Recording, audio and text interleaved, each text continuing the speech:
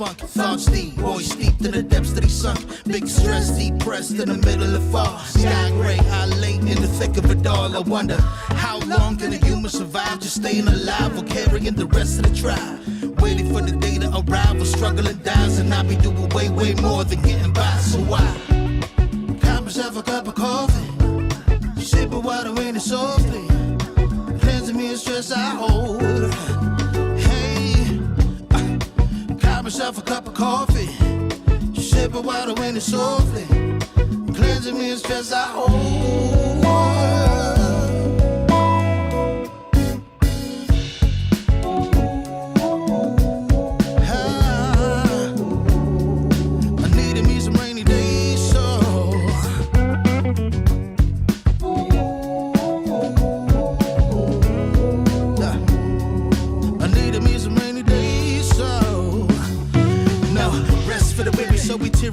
Realize life is so much more than just living a day.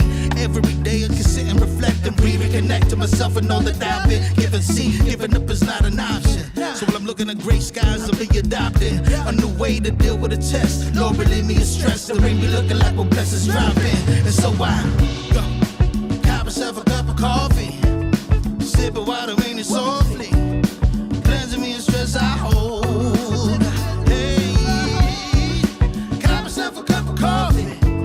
Sipping water in it softly, cleansing me of stress I hold.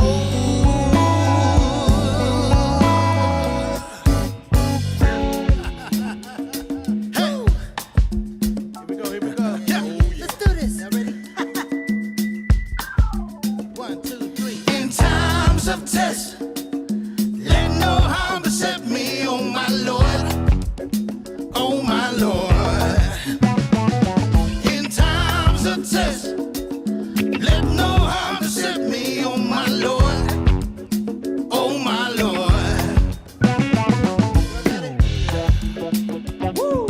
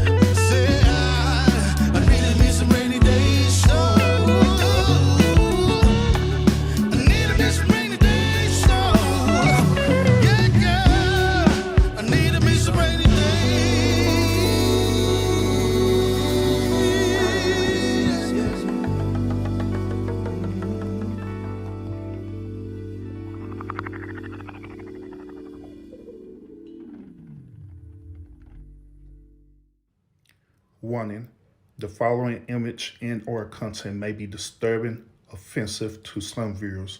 Viewer discretion is strongly advised. Are you sure that the life that you are currently living is yours? Because worldwide, there are innumerable amounts of people who have had their destiny stolen by witches and warlocks who went and did a destiny swapping spell. Destiny swap spells are used to steal and take the destiny, the good things and blessings from one person and transfer it to another. God has given everyone a different destiny, and many of you can feel that you aren't living the life God has for you. You can feel something has been stolen, it's been taken from you. You know the life you are living isn't yours. It's as if you know you should be playing on the court, yet you are sitting there in the stands, just watching and gazing at your own life, right? 1 Corinthians 15:41 states that there is one glory of the sun, and another glory of the moon, and another glory of the stars, for stars differ from star in glory. Just as the celestial bodies differ in their glory, so do we. Each and every one of us has a different type of glory that the Lord has bestowed upon us, a different destiny. Amen. Ecclesiastes 10:7 states that I've seen slaves on horses and princes walking on the ground. That's backwards. Something is wrong. This is destiny swapping, destiny stealing. There are two types of thieves. One will look into your house window to see if there's anything worth stealing. If there is, then they'll break into your home and take, right? But the other kind will use divination and spiritual means to look at you in the spirit, to peer into your life, to see how bright is this person's star, what do they have good coming into their life, and they'll use a destiny swap spell to steal from you. It's the same mentality. A thief is a thief, but two different methods. Here's how it works. When they look at you in the spirit, they'll be able to see, okay, this person has lots of finances and money coming into their life. Now, they're not physically reaching into your life and pulling out a box of money from your life. It is a spiritual process. A financial blessing leads to ideas. Those ideas, through the blessing as well, are able to be carried out in that person's life. When they can carry out the idea, that leads to the tangible finances that you see here on earth. It's the blessing that they take. Genesis 27, Jacob steals Esau's blessing. He stole it through trickery, and it stood. Jacob stood on those blessings and kept them. Remember that. So what they'll do is you'll have a blessing to make money. They'll take that blessing from you, stolen blessing. So if a person's destiny is swapped, that financial blessing they had on their life is gone. But it doesn't mean that they won't get the ideas anymore. However, the blessing or the anointing to actually carry them out is gone. They won't have that anymore. The ideas will come, but they can't do anything with it. I know someone whose destiny was stolen. She would come up with good business ideas, and then you see them later on popping up on television, or they'll pop up in a headline. Very unique niche ideas that pop up and make lots of money, but she never had the ability to carry them out. God forbid. The reason people want to destiny swap with you so bad is because they look at your life, right, and they see perfection. They look at your life and they see, damn, you got it made. So they want what you got, right? But what they fail to realize is it took time to get where you is right now. They didn't see what it took to get there. You see what I'm saying? They just see where you is right now in your life, and they think that you got it made, or everything always work out in your favor. You got everything made. You know what I'm saying? They didn't see those nights where you had to, you know what I'm saying, sleepless nights where you ain't getting no sleep. They ain't see them times where you was hungry and had no food. You probably used to be homeless. You probably came from not having no car. You see what I'm saying? And like the position you in right now, you probably not even in the best position. But think of where you was 3 years ago compared to where you is right now. You see what I'm saying? You done came a long way. So it's like these people see your life and they want to be you, right? But what they fail to realize is it took time to get where you is. It didn't just happen overnight. If they was to like, say for instance, they had your destiny, right? Let's say that they did have your destiny. They bitch ass would fold because they are not built for the shit that you went through, the shit you done been through. They not even built to go through that. They think they can wear the shoes, but even if you gave them your shoes, they wouldn't be able to walk in them. Fuck walking a mile, they ass wouldn't be able to walk a block. They ass wouldn't even be able to walk down a block in your shoes. That's on a mile. You see what I'm saying? So it's like they looking at your life and they see perfection. Like I'm saying, like they look at your life and they think that you got it made, but they don't see what it took to get there. They don't know how long it took for you to get where you is right now. Like I said, they want your destiny, but they can't wear the shoes. They want a destiny swap with you, but they can't go through what you went through. You see what I'm saying? They not built like that. They ass ain't built like that at all. They ass would have been folded. The shit that you done been through, if you was to put one of these people through what you done been through over the past years, they ass would probably commit suicide. Like, that's how much shit we done been through as chosen ones. Like I said, you done probably came from being homeless. You done probably came from not having no food, not having no car, no way of transportation, nothing. You see what I'm saying? You done came from nothing. Like I said, the position you in right now, you probably not even in the best position. But think of where you was a few years ago compared to where you is right now. You done came a long way. You doing a hell of a job. You doing a hell of a good job. You see what I'm saying? You done came a long way. That's why these people want your spot. Because they looking at you, they like, damn, she got it made. She favored by God. He favored by God. You see what I'm saying? I want what he got. I want to be in his shoes. But they can't walk in them. They wouldn't be able to walk in your shoes. Like I said, these people will fold. The shit that you done been through, if you was to put one of these people through just one thing that you done been through these past few years, put them through one thing you done been through, they ass gonna commit suicide. But here you is right here. Look at you. You strong. You still standing. You see what I'm saying? After all that shit you done been through, you still here and you still better than ever. You see what I'm saying? Like I said, the reason they want a destiny swap is because they looking at your life and they think you got it made, but they don't know what it took to get there. They don't know what it took to get there. And like I said, if you was to put these people through what you've been through, they ass will fold because they not built like that. They not built like you. You see what I'm saying? You like that for real. So it's like, when it come to people trying to destiny swap, I laugh at them because I'm like, bro, you don't even know what it took to get here. Yeah, you see my life right now. Yeah, it might look like I have it made, but you know nothing about what it took for me to get in this position, what I'm in right now. You see what I'm saying? So you think you want a destiny swap, I'll fuck around and give you my shoes just to see if you can walk in them, and I know you can't. You can never go through shit I done been through and still stand, you know what I'm saying, and act like you unfazed. All the shit that we done been through as chosen ones and you still get up every day and act unfazed, they ass can't do that. They ass will fold. They ass will cry. They be crying all type of shit. You see what I'm saying? You say you go through something, it don't keep you down long. Like I said in one of my previous videos, we go through something and they give us a charge, like it give you a boost. After you go through something in your life, it don't make you give up. You see what I'm saying? Something that'll make a regular person give up will give you a boost. It will give you a charge. You see what I'm saying? We cut different. We different.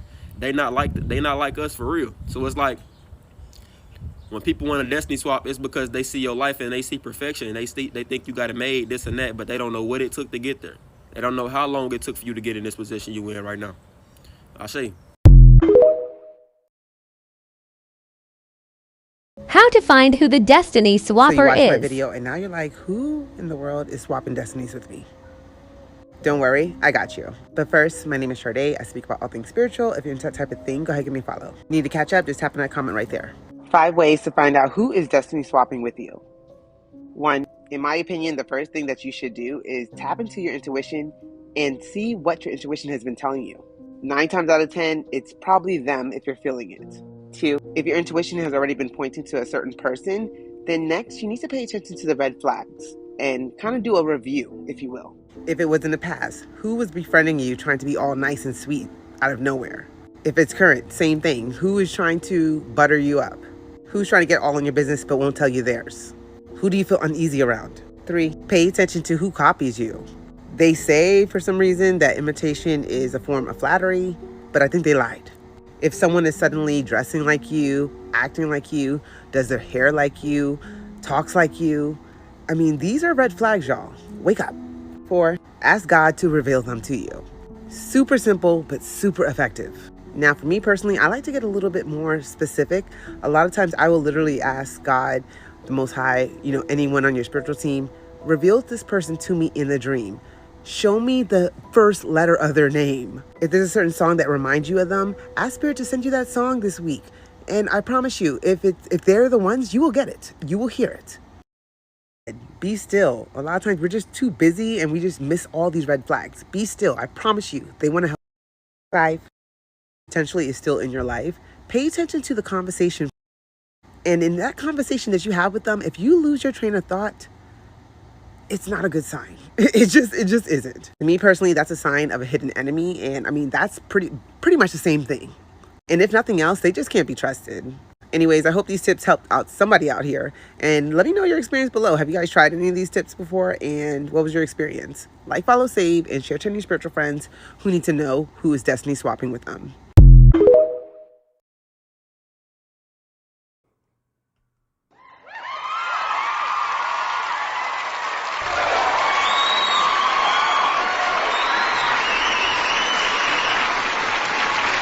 time to go to work, y'all. It is time to go to work. It is time to go to work. It's time to go to work. Time to go to work. So, how do y'all feel about the pre-show on all the clips that I was showing to y'all? All the clips that I was showing to y'all, that is the topic of the hour that we're going to talk about. We're going to talk about this thing about destiny swapping, all right? I'm going to give you the meaning behind it. And I'm also going to give you some biblical references as well to back up my claim about destiny swapping and how the way it looks, how the way it operates in your life, and what you can also do to protect yourself from destiny swapping, all right? Let me introduce myself to y'all, all right? So for a while, y'all know me by Urban, you know what I'm saying? And you could continue to know me by Urban. But let me formally introduce to y'all who I really am, all right? Who I really am is Urban. I am part of the chosen. I am a child of the Most High God. I am part of the chosen who have different spiritual gifts, different spiritual abilities. I am well versed or well studied, and not only in biblical scriptures, but I'm well studied in a lot of other religious studies as well too. My life has been chosen by the Most High God for my life to be the way that it is, or how the way it's going. The reason why I don't brag, like other people do, they brag about, they being a child of the Most High God, or other people will literally brag about them being the chosen one, right? The reason why I don't brag about that is because, to me, your light should already show where people will automatically know who you are. I'm saying again, your light should already show where people will automatically know who you are, where you don't even have to brag about that. You don't have to brag about that, you're a chosen one, or you're the child of the Most High God, or anything like that. My light always been shown.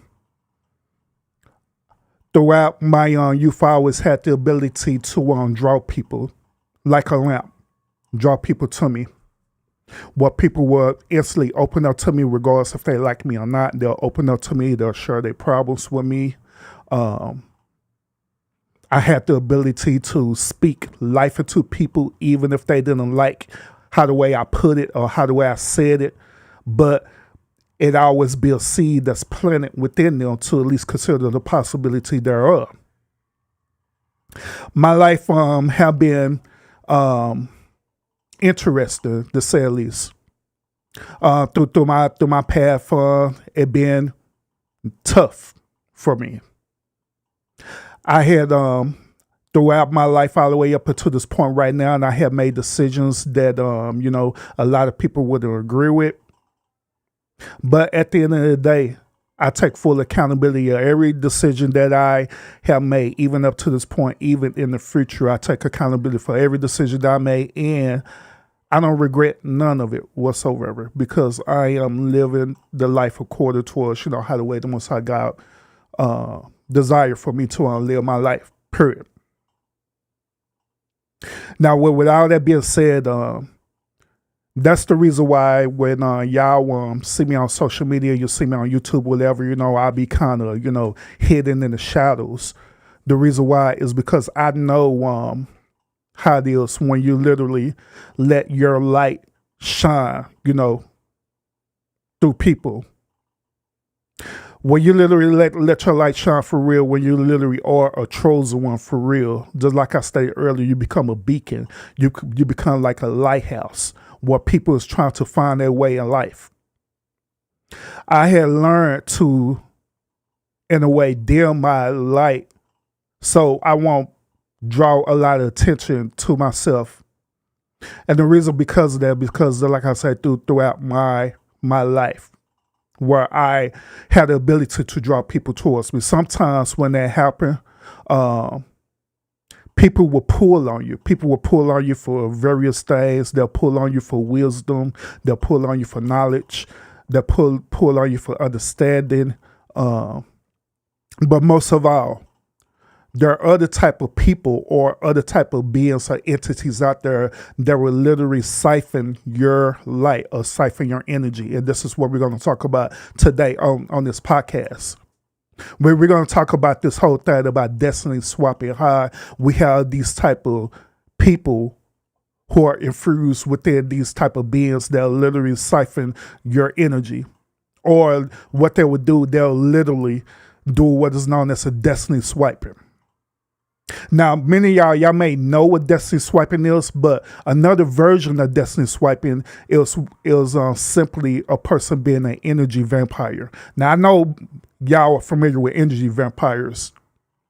Destiny swiping and energy vampire is pretty much the same as that thing, where that person will literally siphon your energy, your spiritual energy, your spiritual life force, so they can take on a new type of image that they desire. Today on the show, we're going to want to talk about that. You know, so we're going to talk about destiny swiping. I'm going to share with y'all the whole concept behind destiny swiping, how the way it looks, right? And also to be aware of it too. To be aware of it. I want to start off by just sharing this clip. I've been sharing a lot of clips and stuff, right? But I'm gonna share some more clips. So I want to start out by sharing this clip, all right? And I want to hear y'all perspective about this clip I'm getting ready to share. Well, a couple of them, to be honest with y'all. So without further ado, take a listen to this, y'all. If somebody is trying to swap destinies with you, you better not take that shit lightly. You better call your power the fuck back. Call your power the fuck back, okay? You gonna get up in front of people and you gonna let people know that this is you. You the real original. This is you. You started dressing like that. You started saying that catchphrase. You started wearing those outfits. You started talking this way. You started going there first. You know what I mean? You got to call your energy back, because a lot of the times when people try to destiny swap with you, they bank off of you not speaking up for yourself. So if you just let the bitch copy you, excuse my French, but if you let the bitch copy you and don't say nothing to her, or you just don't claim your power back, because sometimes you can say shit to people and they'll be like, oh my God, and what she copy. Okay, fine. That's cool. But if you know deep in your heart, you better keep being your fucking self, okay? If you got to switch it up, switch it up. But don't stop being yourself. Don't stop, oh, I'm not going to go out anymore. Oh, I'm not going to eat there anymore. Oh, I'm not going to dress that way anymore. I'm not going to post on social media anymore. That's exactly what they want. They want you to not post. They want you to not go out. They want you to change things up so that they can be you and get away with it. Because if there's no other copy, well, then they must be the original, right? Call your fucking power back. Stop letting bitches try to bully you. Stop letting bitches try to bully you. I see so much times on TikTok, oh, she stole my content. If you don't get up on that camera and start posting content and continue to post content, because guess what? She don't move unless you move. They don't move unless you move. Okay? Please call your power back. So let's talk about it, y'all. Now, once again, I don't anticipate a lot of people being in the stream, especially when I talk about spiritual things, but I do anticipate people watching the replay of the stream. So shout out to everyone who are catching the replay of this right now, and also shout out to the main ones who are watching this right now. Appreciate y'all. Do me a favor, make sure y'all hit that thumbs up, because it do help out the channel a whole lot. Now, so the whole concept about swapping and stuff, right? The whole concept about this is this. Destiny swapping is this. Let's not consider that a person that you meet. It could be, say a family member. It could be a lover. It could be a coworker, whatever the case may be, right?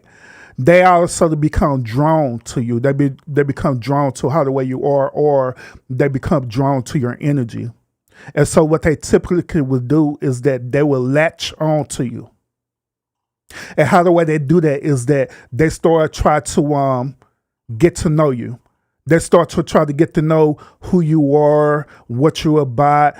They start digging deeper into, your family history as well too. They'll learn about how the way your family is, how to learn about how the way you think, how the way you operate, how the way you move, how the way you talk, how the way you dress, all these different things. Now, why they getting all this information from you keep in mind that you're not finding out a lot of information about them, or they're being very private about their information. Okay? This is when you know that a person is destiny swiping you. All right? Next thing you know, you starting to feel drained, you know what I'm saying, where you had a certain type of purpose or destiny in your life, right? And also you feel drained, you feel unmotivated to complete the destiny in your life. But all in all, you look at this other person, right, where it's like now slowly but steady they're flourishing. You know what I'm saying? That's one example of destiny swiping. I'm gonna give y'all another example of destiny swiping too, and I'm gonna give y'all the example of social media since she mentioned about social media. All right. So I noticed this. I noticed that whenever I do want to put out on content and stuff, right, I noticed that I have the ability to draw people in my content, regardless if they agree with it or not. I have the ability to draw people into my content. What I mean by that? Slowly but steady, when people will start replicating me, they'll start replicating certain talking points that I say. They'll start replicating certain language or words that I say or catchphrases that I'll say. They'll even start to replicate the even production or what I do as well too. Like for us, improving that production where I'm using really good thumbnails. Then they'll come back and start using good thumbnails too that's similar to the ones you use, right? You're talking about a certain topic, they'll go back and talk about the same as that topic that you're talking about, or attempt to talk about it even better than what you're doing, right? That is an example with destiny swiping, where they literally just take the who you are, the destiny or the information that you're providing as a service or whatever the case might be, and then they use that and replicate it for their own advantage. That is an example of destiny swapping. All right. Now, I have said this in the past and stuff where I mentioned the term that imitation, that's a highest form of flattery, right? But now, you know what I'm saying, I'm kind of thinking differently about that now. The reason why is because when the person start, imitating you, right, start imitating your mannerisms and everything, you know what I'm saying, they literally is becoming you. I'm gonna give y'all another example too. There is a matter of fact, y'all remember Kevin Samuels, right? The late Kevin Samuels. The late Kevin Samuels, he was the one who was going around telling women that that was average as best and different things like that, and he eventually ended up passing away, right? Do y'all know that it's another content creator that's similar to Kevin Samuels now? This content creator, what's his name? Damn. I'm so up to that dude channel, but he's very similar to Kevin Samuels. He have the mannerism like Kevin Samuels. He talk like Kevin Samuels. He dressed like Kevin Samuels. He didn't even credit his studio set work kind of similar like Kevin Samuels so well too. Where whenever he be having call-in shows, he kind of do similar behavior like what Kevin Samuels does. You know what I'm saying? To me, that is an example of destiny swiping. Okay. Now, destiny swiping is also a spiritual thing where a person will literally do like spiritual work on you, where they want something that you got right, and they know that they can't fully get it. And so what they do, they start doing spiritual work against you. They start doing things such as black magic, black magic such as dark witchcraft, dark divination. They'll even use the Bible or the Torah. They'll even use the Quran, different things like that to use these type of spell work or try to do spell work on you because you got something that they want, and they'll literally use that to try to make you decrease to make them increase. Okay. And that's a form of destiny swiping. Let me share this with y'all as well too. Y'all remember those of y'all who probably like boomers or different things like that, or some of y'all probably 90 babies, right? Do y'all remember the movie that Nick Cannon did? It was like one of his first movies that Nick Cannon did, not Drumline. Not Drumline, but it's another movie called Love Don't Cost a Thing. Do y'all remember that movie, Love Don't Cost a Thing? It was with Nick Cannon, the girl who was starred on her name was Kristen Young, and then Steve Harvey, he was also in that movie as well too. Now, that movie, Love Don't Cost a Thing, is similar to what we're talking about destiny swiping. All right. So let me share with y'all a clip of this particular movie, Love Don't Cost a Thing, so y'all could further understand, naturally what it means about destiny swiping. All right. Love Don't Cost a Thing taught us everything we need to know about how people can use your energy and your aura to get them further in life. Some people have been calling it destiny swapping. I'm not sure if that's the correct term for it, but people can use your innate energy to get them ahead. Okay, so let's break this down. Nick Cannon's character used Christina Milian's character's energy, and I think her name was Paris in the film, to become more confident, to become better, to have his own pickings in the dating world. And this is what I mean when people can use your energy and aura to validate themselves and climb the ranks. Paris knew who she was. She knew she was pretty. She knew she was popular. She knew that every time she walked into a room, people knew she was there. She knew this, and that was her intrinsic energy. His energy was that he felt like a loser. He felt insecure. He felt unworthy. He did not feel confident in himself. But just in a couple of weeks of pretending to date her, he started to become more confident. People started to notice him. His social rank became better. Basically, he used the energy he got from her to date other women. And if you remember in the beach scene, they virtually switched places. Christina Milian's character, Paris, started to feel insecure about herself. She started to feel discarded by Nick Cannon's character. And even though this is just a movie, this is just an example how you should really always use your discernment around people. I'm not saying that people go in with nefarious intentions, but I think it's okay to be a little selfish with your energy, a little selfish with your aura, especially when you're getting to know someone. This movie is a clear example how he used her aura to up his social status and to climb the ranks socially. By dating her, he was able to date other beautiful women. And nothing really changed about him, but his energy changed, right? He was still the same person. He still looks the same, but other people started to become really attracted to him. Now, one thing that stood out that she said is this. It is nothing wrong to be selfish with your energy. Now, I know that this kind of, in a way, goes against many of y'all either religious beliefs or spiritual beliefs, but I agree with that it's nothing wrong with being selfish with your energy. You want to know why it's nothing wrong with that? It's because before you can help people, you have to help yourself. Before you can love others, you have to first love yourself. And this goes with the whole concept about self-love. You have to want to self-love yourself. You have to self-love yourself. You have to part of self-loving yourself is creating certain type of boundaries. Okay? You can't just be loose and just open yourself up to any and everybody because you feel like you're a good person, or you feel like that you want a person to socially accept you, which in most cases, that's what people do.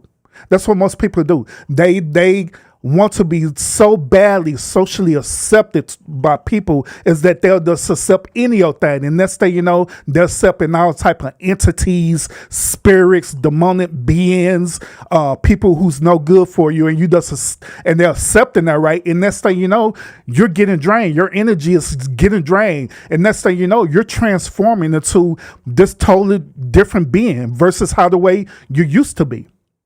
Now, I done seen it happen time and time again where, you just see people who have a high light, right? Or, they have a high beacon or whatever the case want to call it, right? High spiritual energy, right? And next thing you know, you look at them like months or even years later, they just look depleted, drained.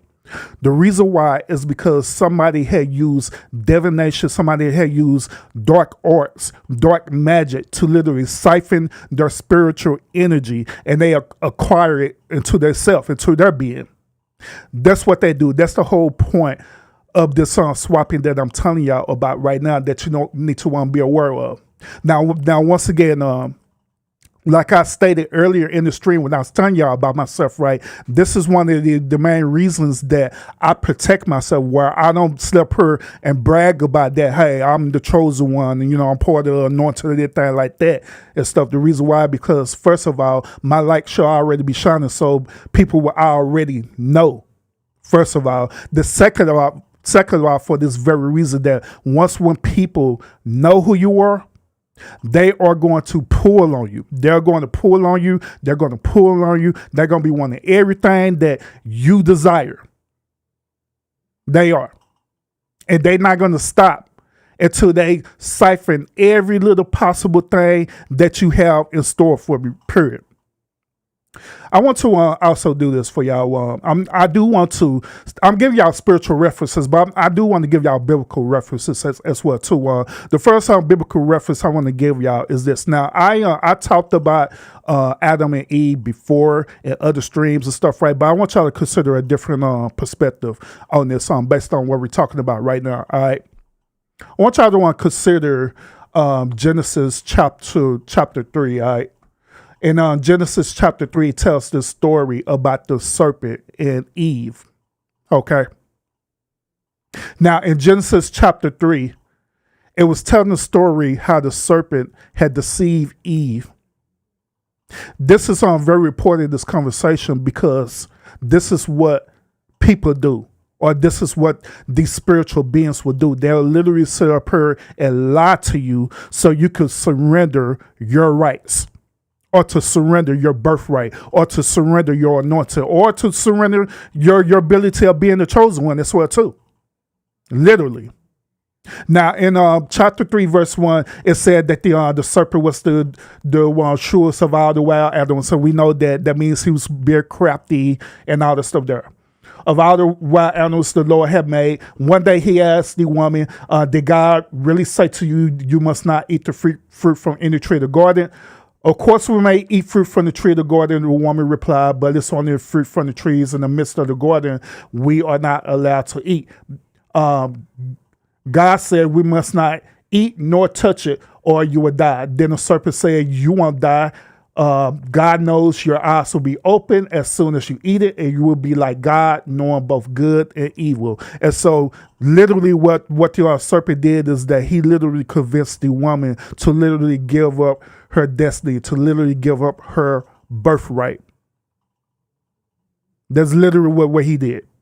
He literally spiritually siphoned her energy. And in return, knowingly it affected her, but it affected her husband, Adam, as well too, which he did the same as that thing. He gave up his rights. Because right after that, guess what happened to them? God ended up kicking them out of the garden. I want y'all to consider this other one scripture as well too, in Genesis. This Genesis chapter 25, and this chapter 25, and this starting at verse 27. Now this story talks about how Islu has sold his birthright to Jacob. Okay.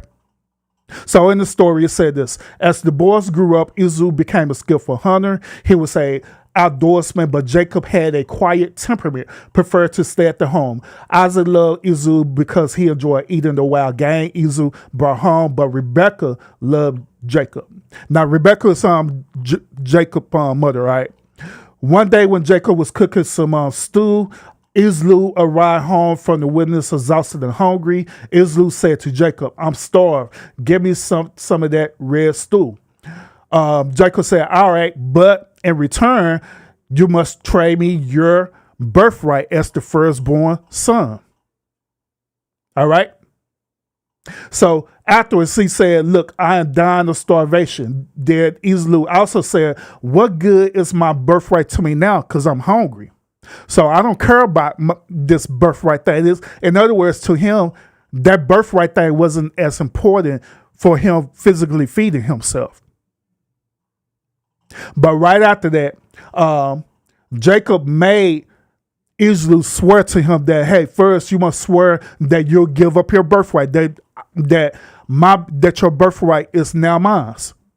So Islu ended up swearing an oath and ended up giving up his own birthright.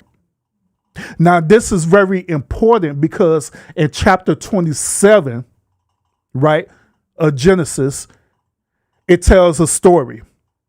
It tells a story when Islu was supposed to do something for his father.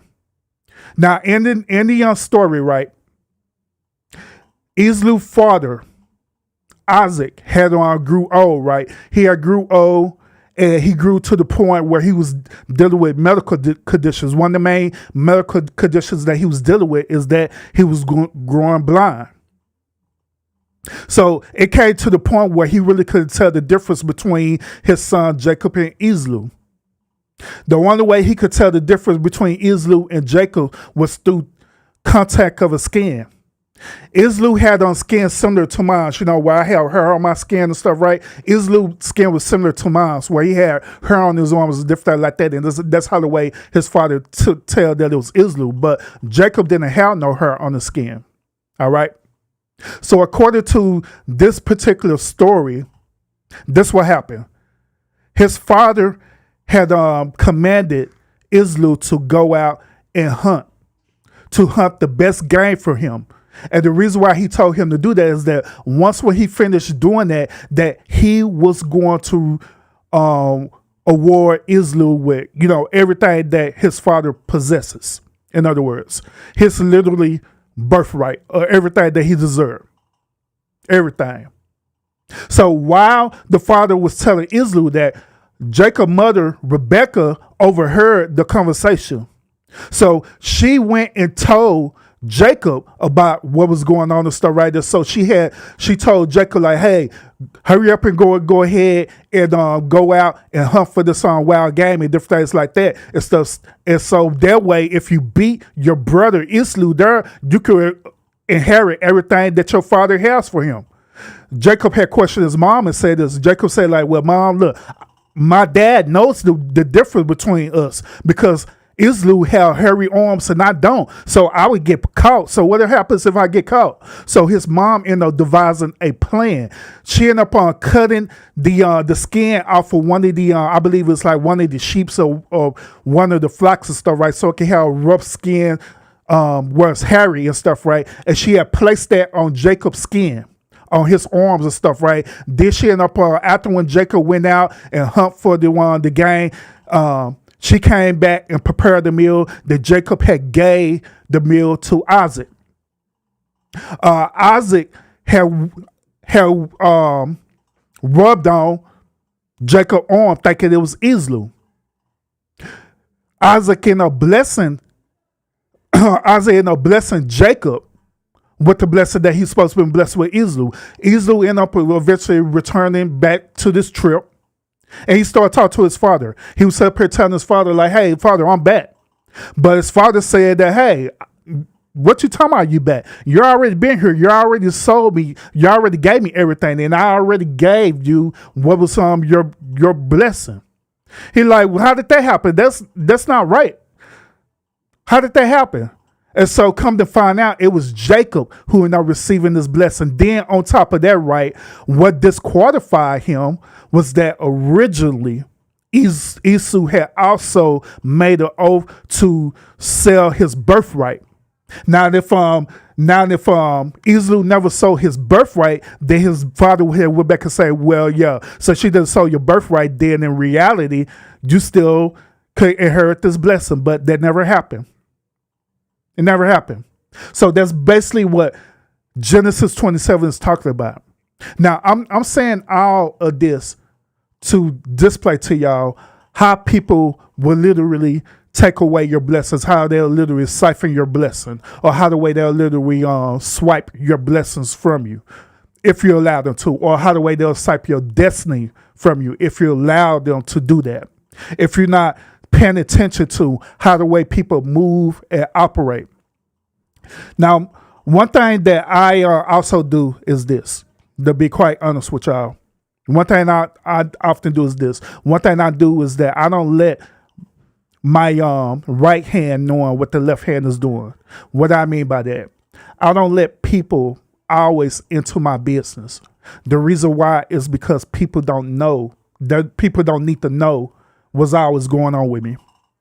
One of the worst things that we have with social media is that we believe that we should always tell people what we're doing all the time, whether it's business ideas, business plan, different things like that. We believe that we should tell people what's going on all the time. Then also, in return, many people feel entitled that they should know what's going on with you every single time, every moment of the time. And the reason why these people think this way is because they are destiny swipers. They are the one who literally swiping your ideals, your concept, things that God that gave to you, stuff, right? A matter of fact, on some of y'all probably had dreams and stuff, right, where the Most High has shared with you dreams and visions of different things that you could do that could be literally revolutionary in your life. Could be literally revolutionary in your life. And guess what happened? Instead of you keeping that thing to yourself and thus operate in that and letting it happen when it happened, guess what you do? You go and brag. You go and brag to your family. You go and brag to your friends. Hell, in this modern age right now, you go and brag on social media and let people know. Not understanding that there are a lot of demonic entities out there that is waiting every moment of time to do a destiny swipe on you, to literally swipe your very energy, to swipe everything about you. And you allow it to happen in your life. You're allowed to happen in your life. Let me share this other ones. Let me share this other video with y'all as well too. I hope I'm making sense to y'all about this. You know what I'm saying? Because I'm trying to explain this to the best of my ability. All right, about this destiny swiping and everything. What really made me talk about this was this particular clip right here that I seen on TikTok. All right, so I'm gonna share this clip with you on TikTok, and I'm gonna just give you some insight about this. All right. Come on, I can't do it. I can't do it. She gonna do it. She wants to put it on the field. Wasn't here.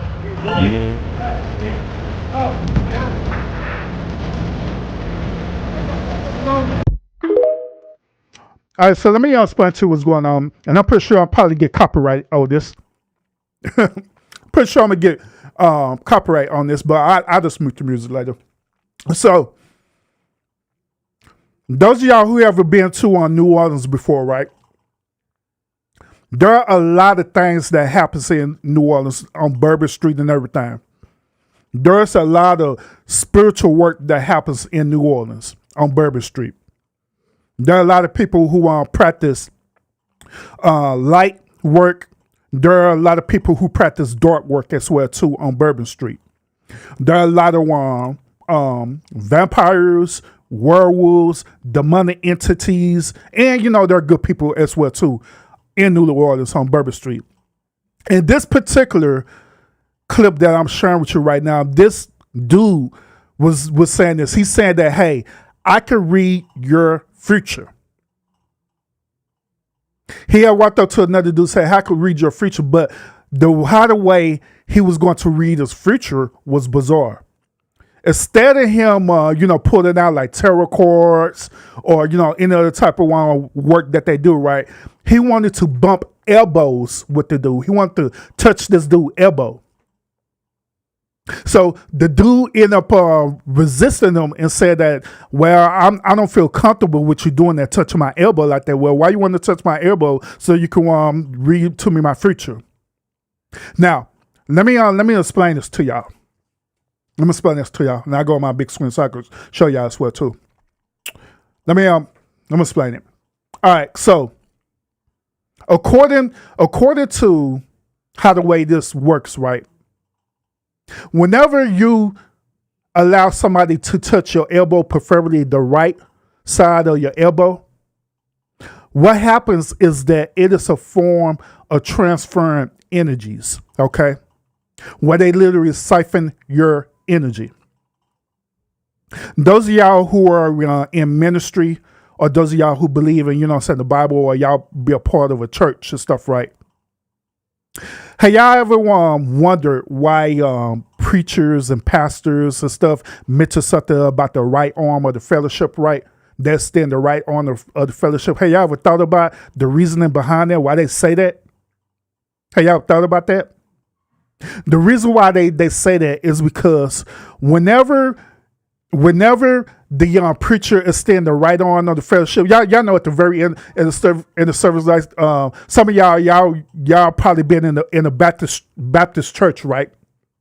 Where at the very end of the Baptist church, they want to extend the right arm of fellowship to visitors, right? And they're saying the song, "What a Fellowship." What a fellowship, what a joyful mind, leaning on the everlasting. Y'all know what I'm talking about, right? So they do that and they extend the right arm of fellowship.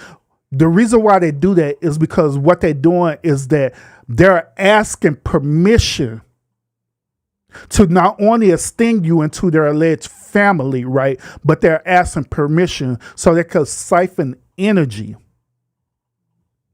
either into you or out of you, depending on what type of work that they're doing. Some will extend it because they're trying to siphon energy out of you. Some want you to extend the right arm of the fellowship because they're trying to put energy into you, or they're trying to put something into you. Okay? So in this same instance, right, that's what they was doing, this dude was doing in New Orleans, is that he wanted to use his right elbow, right, to siphon energy. Okay? This is also why it says that you should not let no man touch you suddenly. The reason why they say that is because even there, matter of fact, whenever you doing when they doing the altar call and stuff, right? Notice whenever they do the altar call, the minister in charge or the pastor in call, he always touch with what? His right hand. Right? Right? There's a reason because of that, because they either trying to siphon energy out of you or they're trying to put something into you one way or the other. So once again, that's why they say you should not let no man touch on you suddenly, because you don't know the purpose of what they're trying to do to you. You don't know if they're trying to do some type of spell work on you or anything like that. You know what I'm saying? So you don't let people touch on you, whether you're in church or whatever the case may be. Some people have become so professional in this stuff, right? Especially in the church house. Some people have become so professional with this type of work or the spell work is that instead of them touch you, they'll give you a hug. Y'all remember the old side hug, right? We call it the friendly hug. Y'all know what I'm talking about, right? When at the very end of the service, you meet Sister Barbara and her sister Pam, and she's dressing out provocative in church, right? And Sister Pam, she come and give you that side hug and stuff like that. But notice when she give you that side hug, notice which arm she be using. When she give you that side hug, she be using that right arm. That right arm deals with spell work, where they either putting something into you or trying to take something out of you. So that's how the way that operates. That's how the way that works. That's how the way that type of spell work works. And yes, there are people who have demonic intentions who are in the church house. Absolutely, those preachers, teachers, evangelists, people who are part of the congregation. Yes.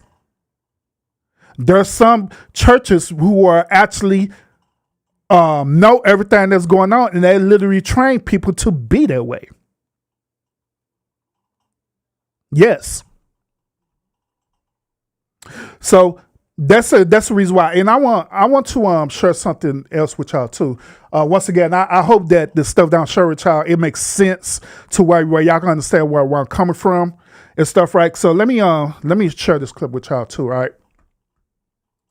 Message. I want to share with you some major red flags that you can look for in order to indicate if someone is attempting to destiny swap with you.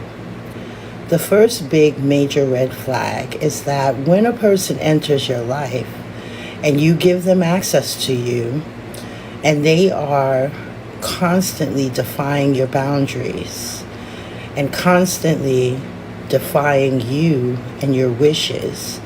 This person is coming to destiny swap. They are coming to get energy. The idea that they are constantly defying your boundaries and not taking heed to your wishes is a humiliation ritual. In order to destiny swap with you, the person must defy your natural tendency and boundaries in order to break you down and make you low vibrational enough that they can attach to your spirit and begin to feed off of your energy. Check this out. And the reason why I shared this particular clip because it reminded me of the things that happen on social media, preferably on YouTube, right? That happen preferably on YouTube. There were entities out there or people out there or things that attach to people. You know what I'm saying? Let me clarify this too as well too. I don't go around and calling people demons or anything like that. You know what I'm saying? Or literally call it. I don't call a person a demon. A literally human being a demon. You know what I'm saying? You're a demon or you're the devil or different things like that. I don't say that. Because I know that whenever you use words like that, it becomes instantly derogatory. That's the same as me calling a woman a bitch. You know what I'm saying? Calling a woman a bitch or different things like that. It becomes instantly derogatory. But what I do is recognize what it is that's using that person to be in the condition that they're in. I still show a form of humility and respect for the person who's a human, but I be bold spiritually dealing with that demonic entity that has attached itself to that particular person, if that makes any sense. So she mentioned about humiliation rituals. As of right now, and a lot of y'all content creators, y'all can relate to this. As of right now, there is a thing that's going on right now that's called drama content. Okay? There's a thing that's called drama content, meaning that people will sit up here, do drama, and they will beef no matter what. What if I were to tell y'all that overall thing that they're doing right now, that drama content, that beef content, what if I were to tell y'all that that's part of a humiliation ritual? Would you believe me? Would you believe me that's part of a humiliation ritual? Where they'll literally pinpoint and target a certain type of individual or content or whatever, and they'll want to create, panels and different things like that, and they'll literally start talking about that said individual over and over and over again to literally slander that person. That is part of a humiliation ritual. See, this is how the ritual works, okay? They would go and humiliate this person, right? And so naturally, if that person is not tapped into their spiritual self, into their spiritual higher self, naturally as a human, what you're going to do? You're going to want to instantly go and defend yourself. That's part of the ritual. Part of the ritual is that they know that you're going to defend yourself as a human.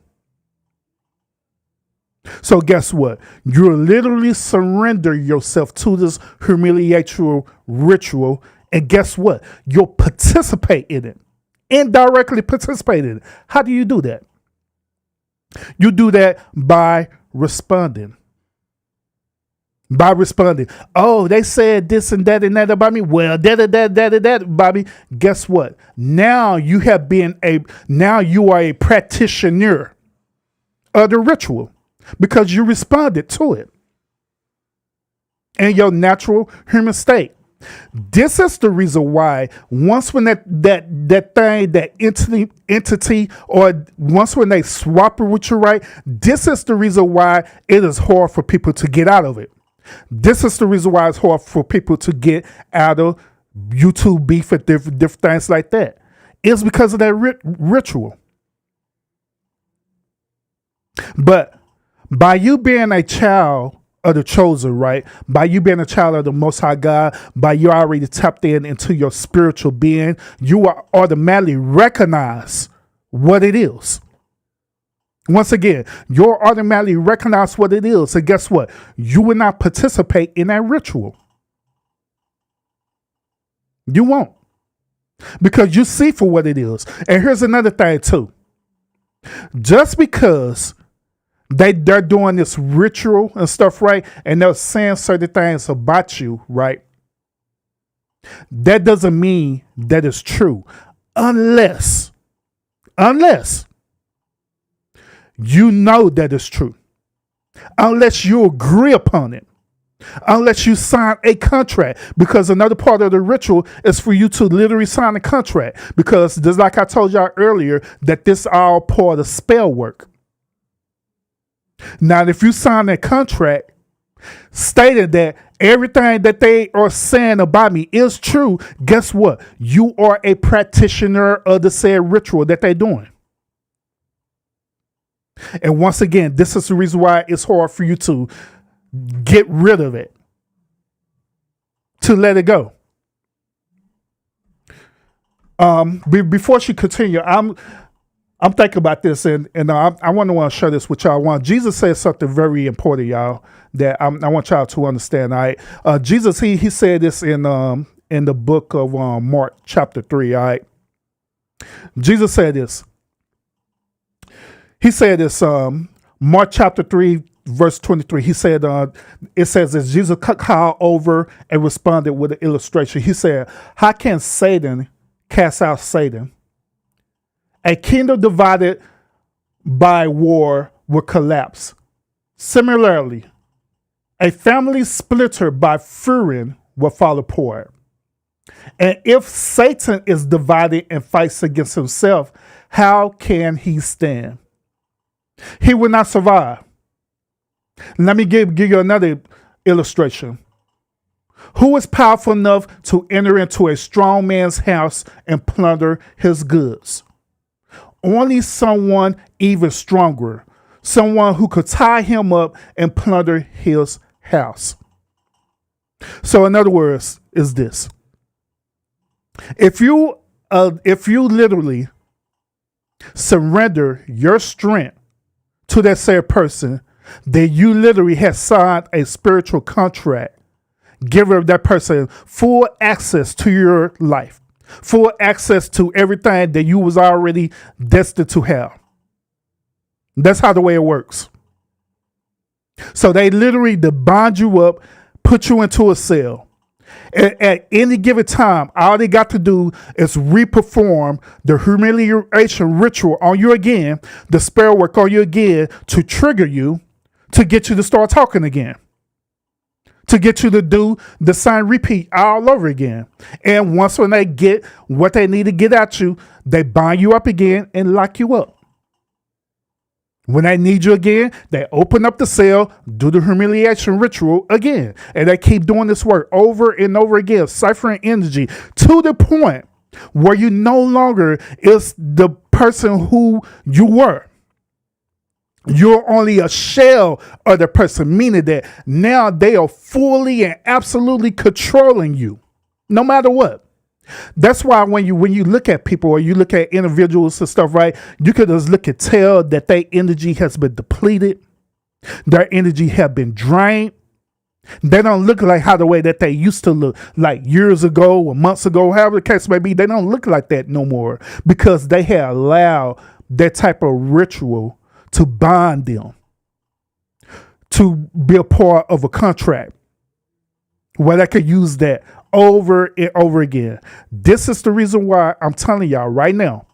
This is the reason why when you look at things like this, when we talk about preferred by YouTube and stuff, right? This is the reason why people cannot get out of beefing with each other. It's because they're part of a contract. They're part of a ritual. That's the reason why. They're handcuffed. They are. So let's get back to the one video, y'all. Here we go. When you see that someone refuses to adhere to what you're saying. They're giving you subtle remarks that equate to disrespect. They make fun of you. They are constantly critical of you. Not only that, the other big red flag is that they will often have people that they turn against you. And these people also participate in humiliating you by gaslighting, by tearing your boundaries down, making you look as if you do not know what you are doing. All these activities are an attempt to decrease your value. It is a trick of the enemy to make you view yourself as if you are less valuable. You lose that validation within yourself about who you are and what you represent.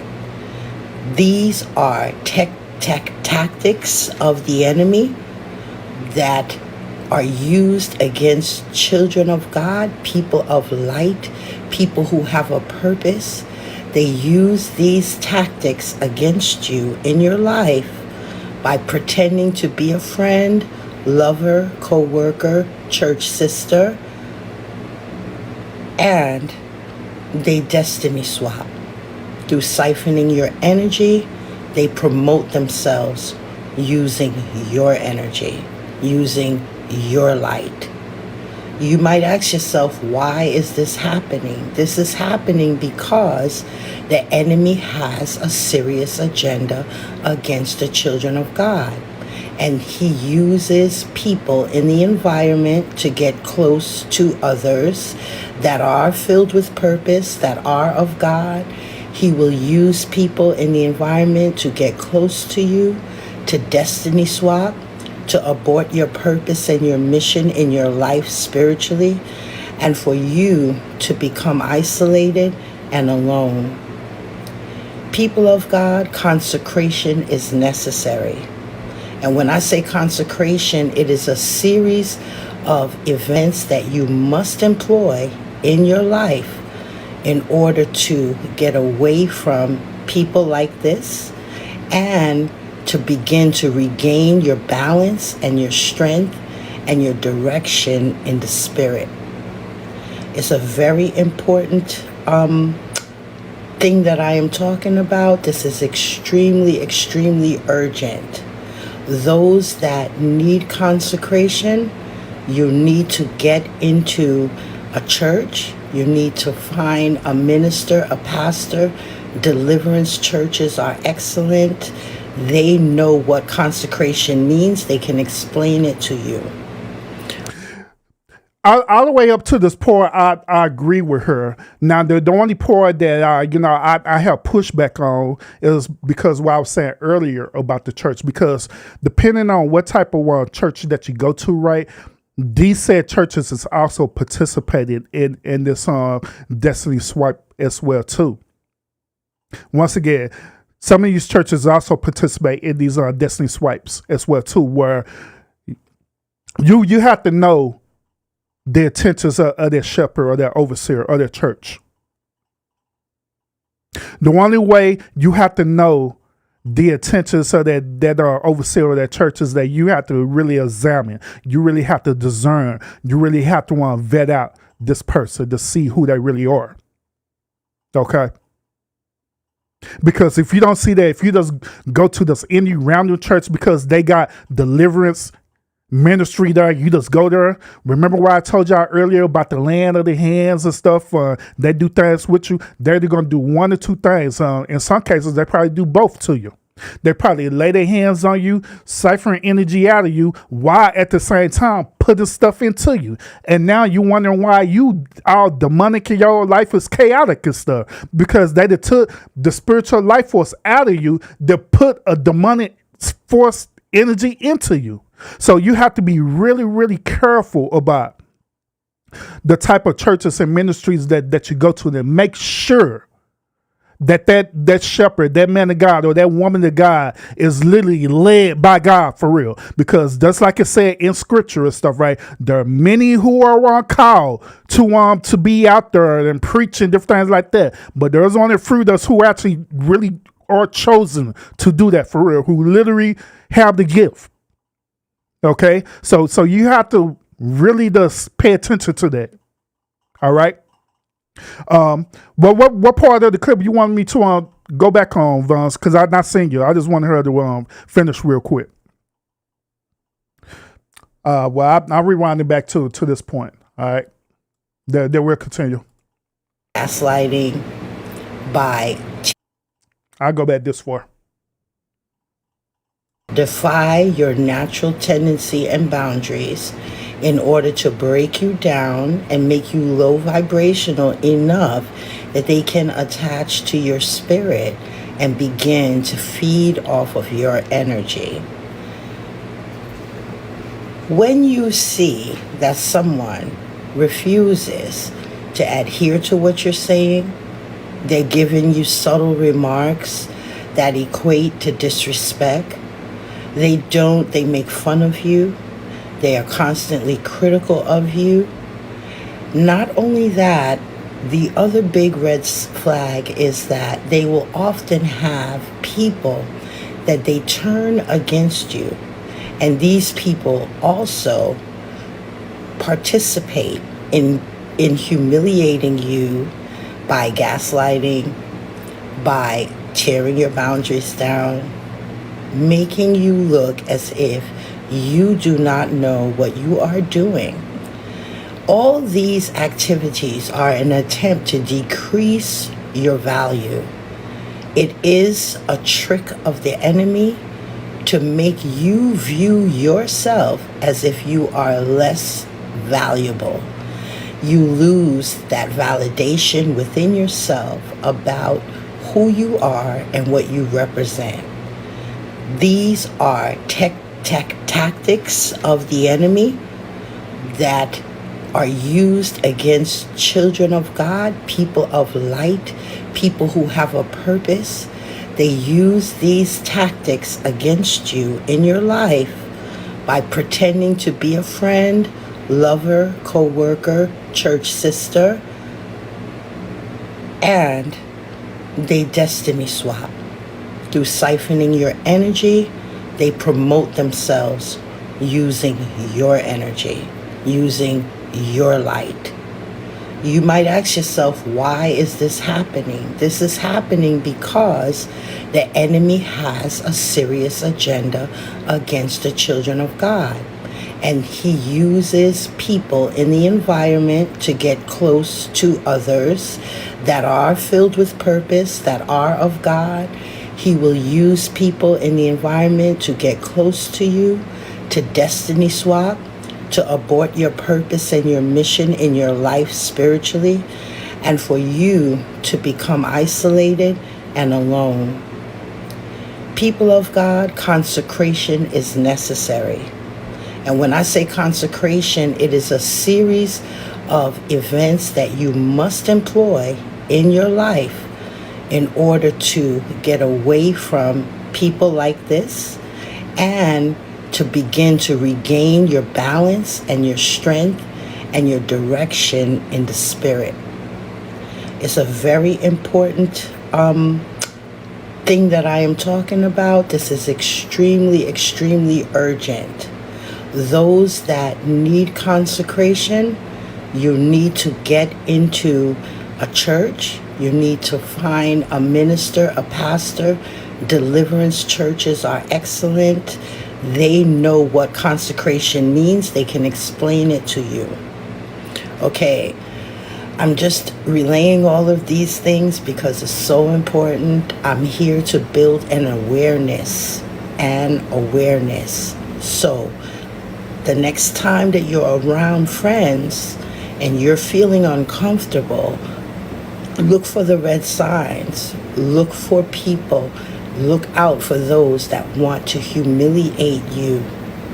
Look out for that, because it is the beginning of a destiny swapping agenda towards your life, and they are attempting to put you down so that they can take your energy and build themselves up. I thank you so much for listening to me, and God bless you and keep you. All right, so let me also share this with y'all before we get to the next clip too. All right.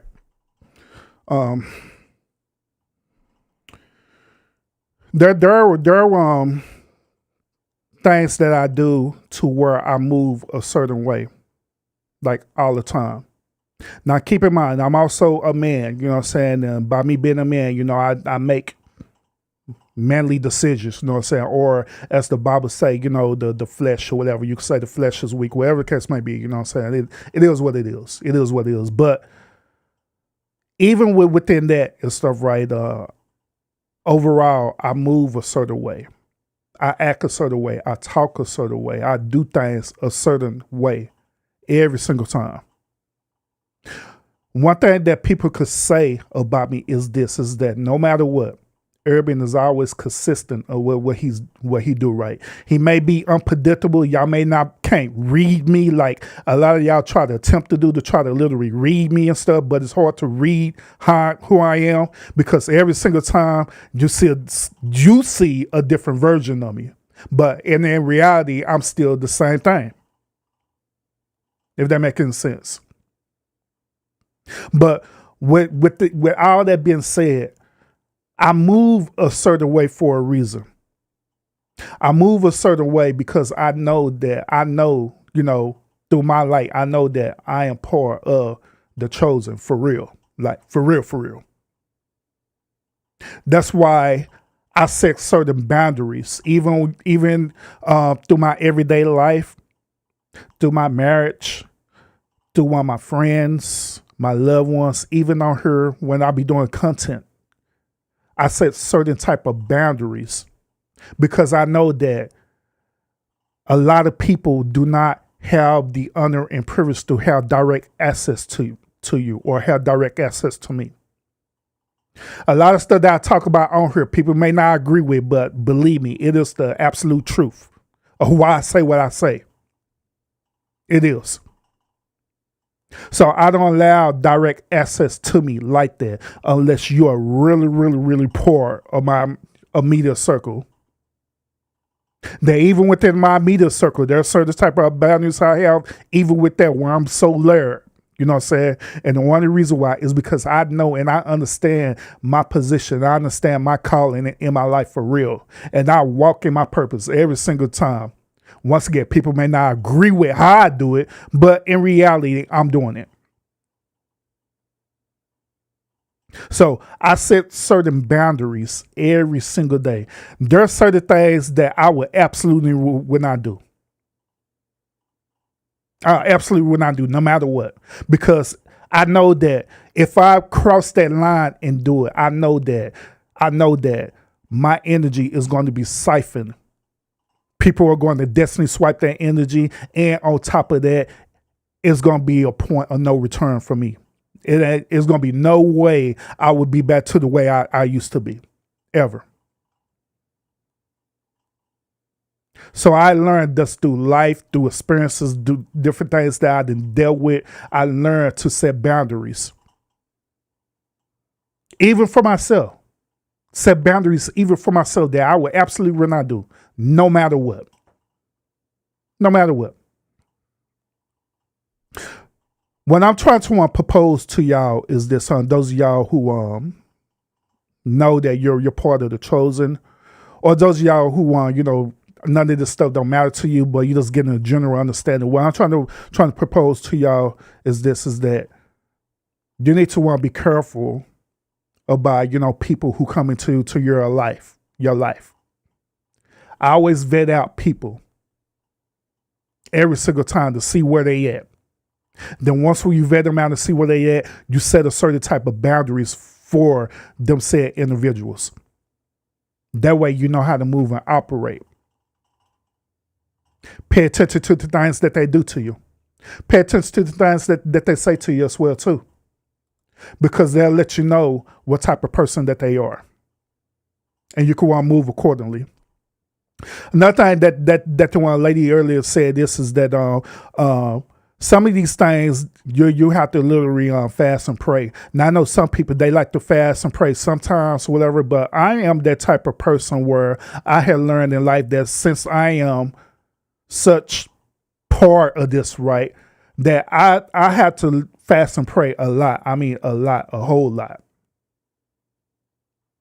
I have to be at my best every single time. This is the reason why when y'all come to my content, right, and then I was seem like I'm turning this stuff around, is because I'm literally competing against myself every single time, because I have to be at my best, because I know that the moment when I slip, the moment when I become lower at my lower self, guess what? Immediately, that's when people start siphoning me.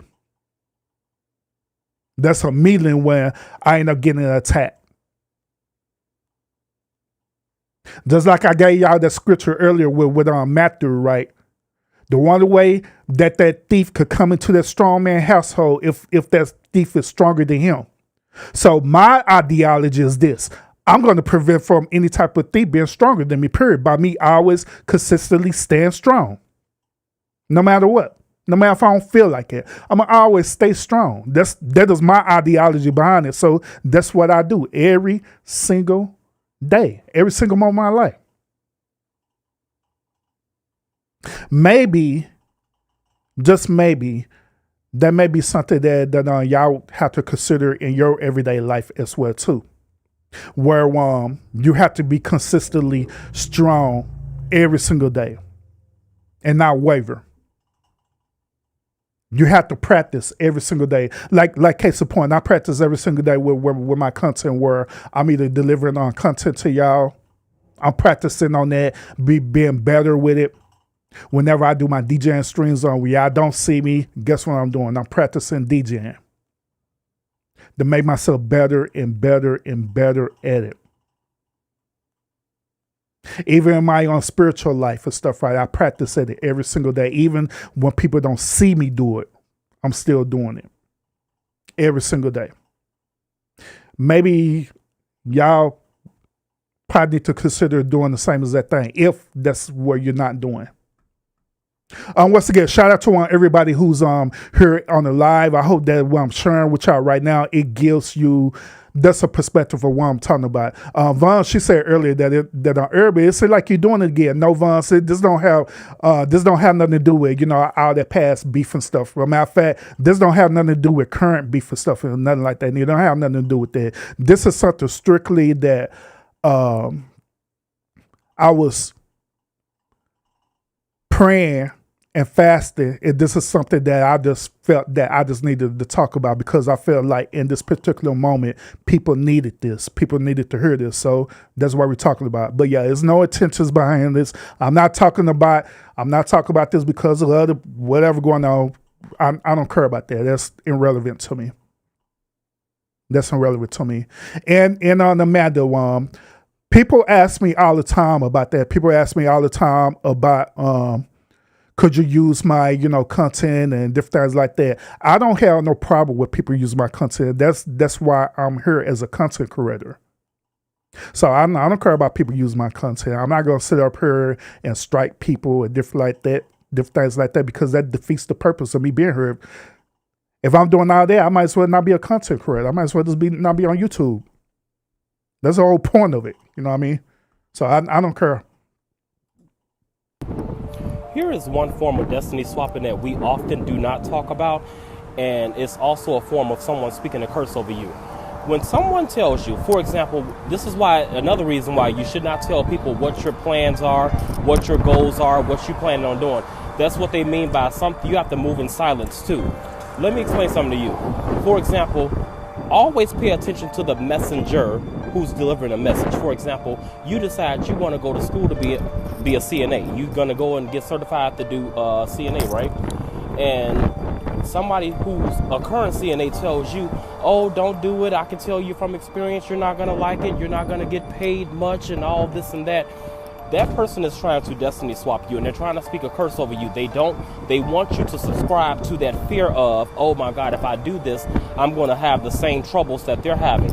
Never do that. I'm going to tell you why, from personal experience. A lot of times when people have tried to talk me out of doing something because supposedly they have the experience and if they can speak from experience that this happened to them, they didn't get paid this, they didn't get paid that. A lot of times when I went against what they said and I followed my first mind, I always prospered in that field.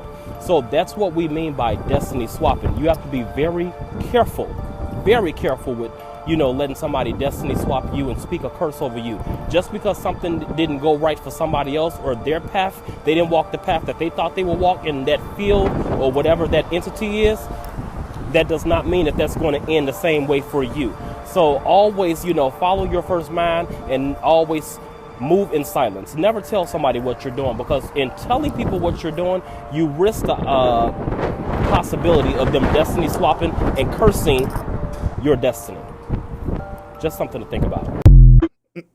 Absolutely. Everything what you said is true. That's why I said earlier that many of y'all have different ideals that you want to do in your life, regardless if it's dealing with YouTube or just your life in general, right?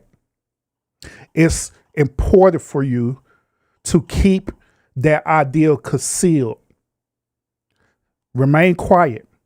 I know it's part of our human nature that, we become excited about these different things that the Most High God share with us and stuff, right? And we just want to tell people about it, right? But not everybody needs to know what you're doing or how the way you're moving. The only time when people need to know what you're doing is when you actually are doing it right now, or you done already did it. That's the only time. But when you sit up here telling people ideals and stuff, and they just take it away from them. A matter of fact, I heard countless of stories where people was in the corporate world, right, where they had a coworker who supposedly be their friend or coworker friend, whatever the case might be, and they share their ideal. They'll literally revolutionize the company, right? That same said friend convinced them that, man, no, that ideal is stupid. That's like the dumbest thing I've ever heard in my life. Don't do that. But lo and behold, they go back and talk to the supervisor or the management or even CEO about the same exact thing that you said. And guess what? They end up getting promoted. Why you still stuck there? And that's a clear example of destiny swiping, where they literally would separate talk down on whatever it is that you got going on. Say that is stupid, that is dumb. You're not going to be successful in it. But yet, at the same time, they would take portions or even all of your ideal and incorporate it into their own self and into their own being and their own work. That's why you don't need to let people know what you're doing and how the way you're moving and how the way you're operating. Because you got people out there who are like that for real. Now, all this talk and stuff, right? I've been talking to y'all. I've been talking to y'all about destiny swiping. I've been giving y'all scriptural references. I've been giving you spiritual references as well too about destiny swiping and everything like that. You know what I'm saying? And I hope that I'm explaining this to the best of my ability, because I know whenever I'm doing spiritual content, I know that I know a whole lot. I know way more than this, but I'm just trying to break it down as simple as possible. You know what I'm saying? To y'all. You know what I mean? And I'm not saying that, y'all stupid or dumb or anything like that, but just throughout my experience of not only dealing with spiritual work, but also talking about spiritual work, I understand that people are on different levels. You know what I'm saying? I understand that people are on different levels. And just like I said before, I said on people panels as well too, that it's a lot of information that I know that it will do one of two things to that person. It will either make you or break you. There are things that I know that it could make you be the better person that you are. At the same time, the things that I know, it can literally turn you all the way down where you don't even believe in God anymore. You know what I'm saying? So that's why I try to do my best to say certain things at a certain time, but do it in a simplified way. You know what I'm saying? Instead of making it super complicated. All right. So I've been talking about this, y'all. So let me share with y'all some resources that you'll need to do.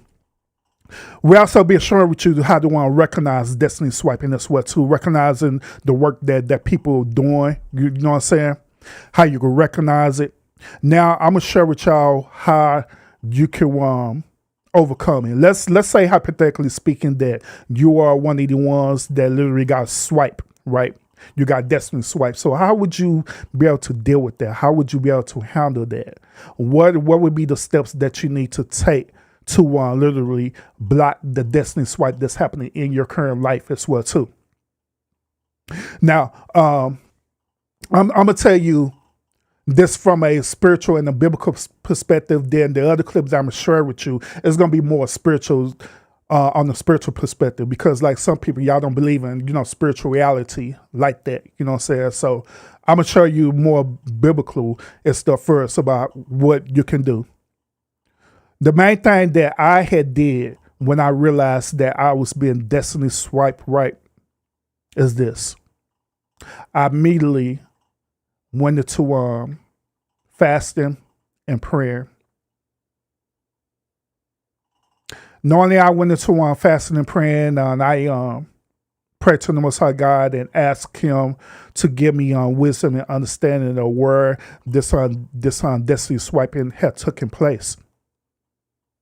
Then once when the Most High God revealed it to me where this destiny swiping situation had taken place, I asked for forgiveness for my transgression in it and stuff, right? Because let's be real about it. We got to hold our own self accountable for allowing ourselves to participate in this or to be caught in that. So I hold myself accountable and pray for forgiveness because of this transaction that I made, or this transgression that I made. Then finally from there, I pray that this destiny swipe, this thing that's tethered to me, be removed from me. And it's just like that. Then I pray that I will have wisdom and understanding to recognize this in the future, just in case these same type of things were to happen to me again. Where I have wisdom and understanding to recognize it right then and there. And I'll be able to move accordingly. Likewise, I believe the same thing with y'all. If you believe that you've been destiny swiped, if you believe that you've been attached to energy vampires as well too, this is the same as that thing. All right. If you seriously believe in that, I believe that that's what you should do. And there to fasting and praying. Pray to the Most High God. Pray for understanding. Pray for forgiveness that you fell into this anyway. Take accountability for it. Forgive. Move forward. And I believe once when you do that's when that tether is going to be severed from you. And you'll be able to move accordingly. Now, let me share with you some spiritual things, just in case people are spiritual about this. Let me share this with you. All right. It is seamlessly impossible for them to destiny swap with you and siphon your energy if you are doing the following. Let me explain how and why. Be confident and remember who you are. You must show up fully as yourself. You cannot dim your light within their presence, because if you are not showing up fully as yourself, it gives them the chance to show up as you. And you being authentic in who you are is making it very clear what's real and what is fake and imitation. It is okay to rebuild and rebrand yourself with no explanation. You understand? Because the version that they know you as from once long ago, if that's no longer who you are, now is the time to show who you have become. And you do. Now, I had shared this with Vaughn on her panel one time. I told her that she's a new one creature. The old is gone and the new is come. And I also encouraged not only her but her viewers is that just because you are a new creation, new creature, them same type of people or even entities that are attached to these people, they're not going to see that. They're going to still see you as the version that they want you to be. Okay? Just understand that. But there's going to be other people who have a higher ranking in that spiritual realm where they still, have this demonic energy or whatever on them and stuff, right? But they have a higher rank or a higher understanding about it, where they're going to recognize that you literally did become a new creation, a new creature, right? And so guess what they're going to do? They're going to challenge you. They're going to start trying to destiny swipe you. They're going to start pulling your spiritual energy. And it's going to happen so subtle, right? It started out so subtle at first, where they might pop up on the panel and appear that they are a child of the light. They may say nice things and say, yeah, God bless me and blah, blah, blah, different things like that, right? But in reality, their deep hidden agenda is that they're getting ready to try to destiny swipe you. They begin to get ready to siphon your energy. And it happens subtle. Then once when you give them access to it, once when you allow them to do that, they're going to come back and they're going to come back again and they're going to bring more people. Just like in the scripture and stuff, right? Where another version of the scripture is that the strong man ended up bringing people back who was even more stronger than them to end up going into the house and binding that person up. So they'll come back and kind of test the water a little bit and leave. Then they'll come back and bring in more and more and more. The next thing you know, it's a full head-on spiritual attack on you. Start draining your energy, draining you all the way down. And now the lower form of the entities or the energy and stuff, right? They'll return back to calling you back out that you this old person. See, I told you was this old person. See, I told you. But they understood that the higher ranking of them had did the work for them. And all they got to do is finish the work. So that's why I say you have to recognize the warfare that happens to the spiritual warfare that happens to you. All right. You have to recognize that. And another thing too is that you have to know exactly who you are. If you know that you have been like born again, if you know that, you're part of the chosen and stuff, right? You're a child of the Most High God, you have to wear that. It have to be not only you just saying it right, it have to be your life, period. It have to be engraved into you, who you are. Just like what the scripture is talking about wearing the full armor of God and stuff, right? It's not talking about literally wearing the armor, right? It's talking about something that's spiritual. Well, this thing, you be wearing it all the time. It's engraved into your spirit. It's engraved into your soul and into who you are. So you have to have it all the time, and you have to practice being strong all the time. My boy SBK and Joe, by the way, too. Salute Joe. I see you in the chat. SBK and Joe, they work out all the time. Then they also do content encouraging people to work out. You know what I'm saying? The only way that you're going to be healthy is for you to do a continuation of that, to continue working out no matter what. No matter if you're tired, you're feeling weary about it, you could go back and rest. Then you could come back and you go back at it again and start working out and working out and working out. Even when they get to the resource where they at and stuff, right? Guess what? That doesn't mean it's the end. It's a continuation where they continue to do that no matter what. Same thing about you being a child of the Most High God or being connected to God or whoever case may be and stuff, right? This is a continuation thing, meaning it's a lifestyle thing for you. And that ain't something you just quote the scriptures on. It is literally who you are, no matter what. But let's continue. Not have to put yourself in a more comfortable version for them. That's not who you are anymore. Show up as who you have rebranded yourself as. Take the inspired action for yourself and stop giving away your ideas.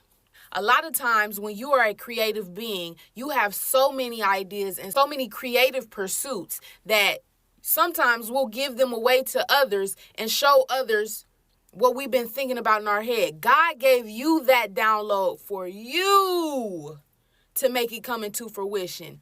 Be quiet and just do what you are being guided to do. Stop telling everybody your ideas. Remember, they can copy, but they cannot match your divine essence, which once again reinforces you must show up fully as who you are, authentically, regardless if it makes other people uncomfortable.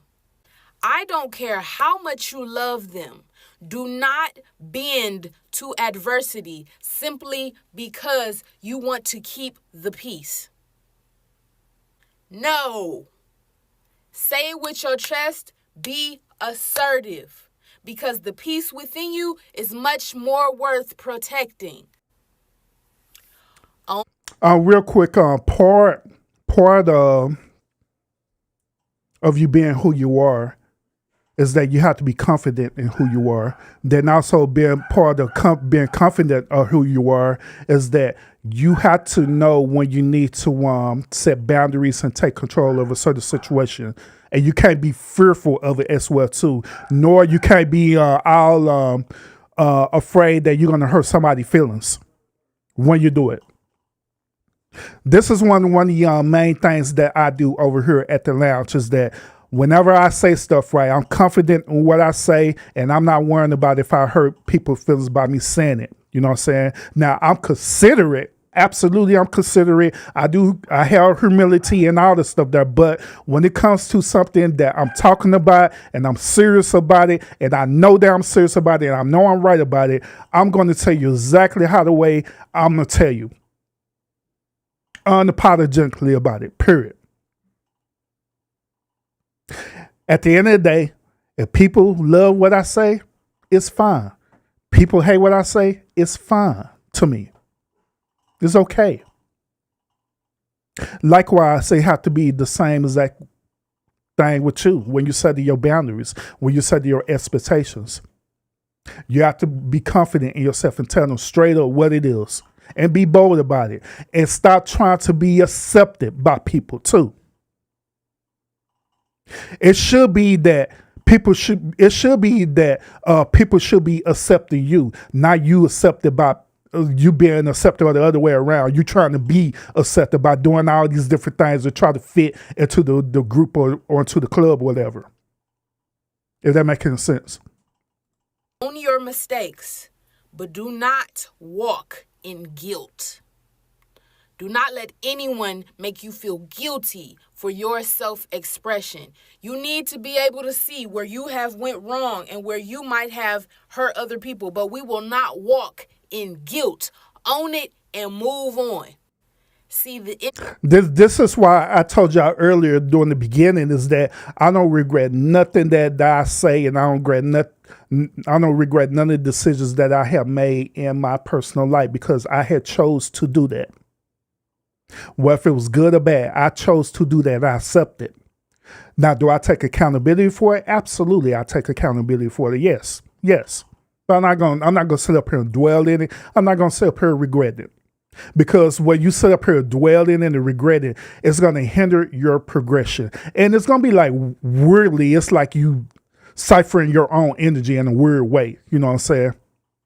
But let's continue. Enemy thrives on uncertainty of the self. I can be aware that I've done something, but at the same time, that's not going to make me move differently moving forward in regards to how I show up as myself. I take accountability, but I'm still me and I'm still that one. You must remember and know you are protected. Where attention flows, energy goes. So if you constantly are having thoughts, are they fucking with me? Are they doing this? Where are you putting all that energy? You cannot be touched. You are protected. You must remind yourself of that every moment. Do not settle for crumbs. Be assertive and continue to be assertive until you receive what you desire. Do not settle. Think about it like this. If you're not assertive for what you deserve and what you desire, who's going to get what you deserve? You must be assertive so that you can receive what is rightfully yours. Do not shift your personality. Do not shift your personality. If you are shifting your personality for the sake of others, who are you acting as, and who gets to fulfill your actual authentic role, your authentic personality? Think about that. I've said this in many different ways throughout this video. I don't care if this is your best friend. If they are insecure, that is their business. You are who you are, and you cannot conform just because you are around other people who may not be as confident as you are. Stay focused. Confront passive aggressive behavior.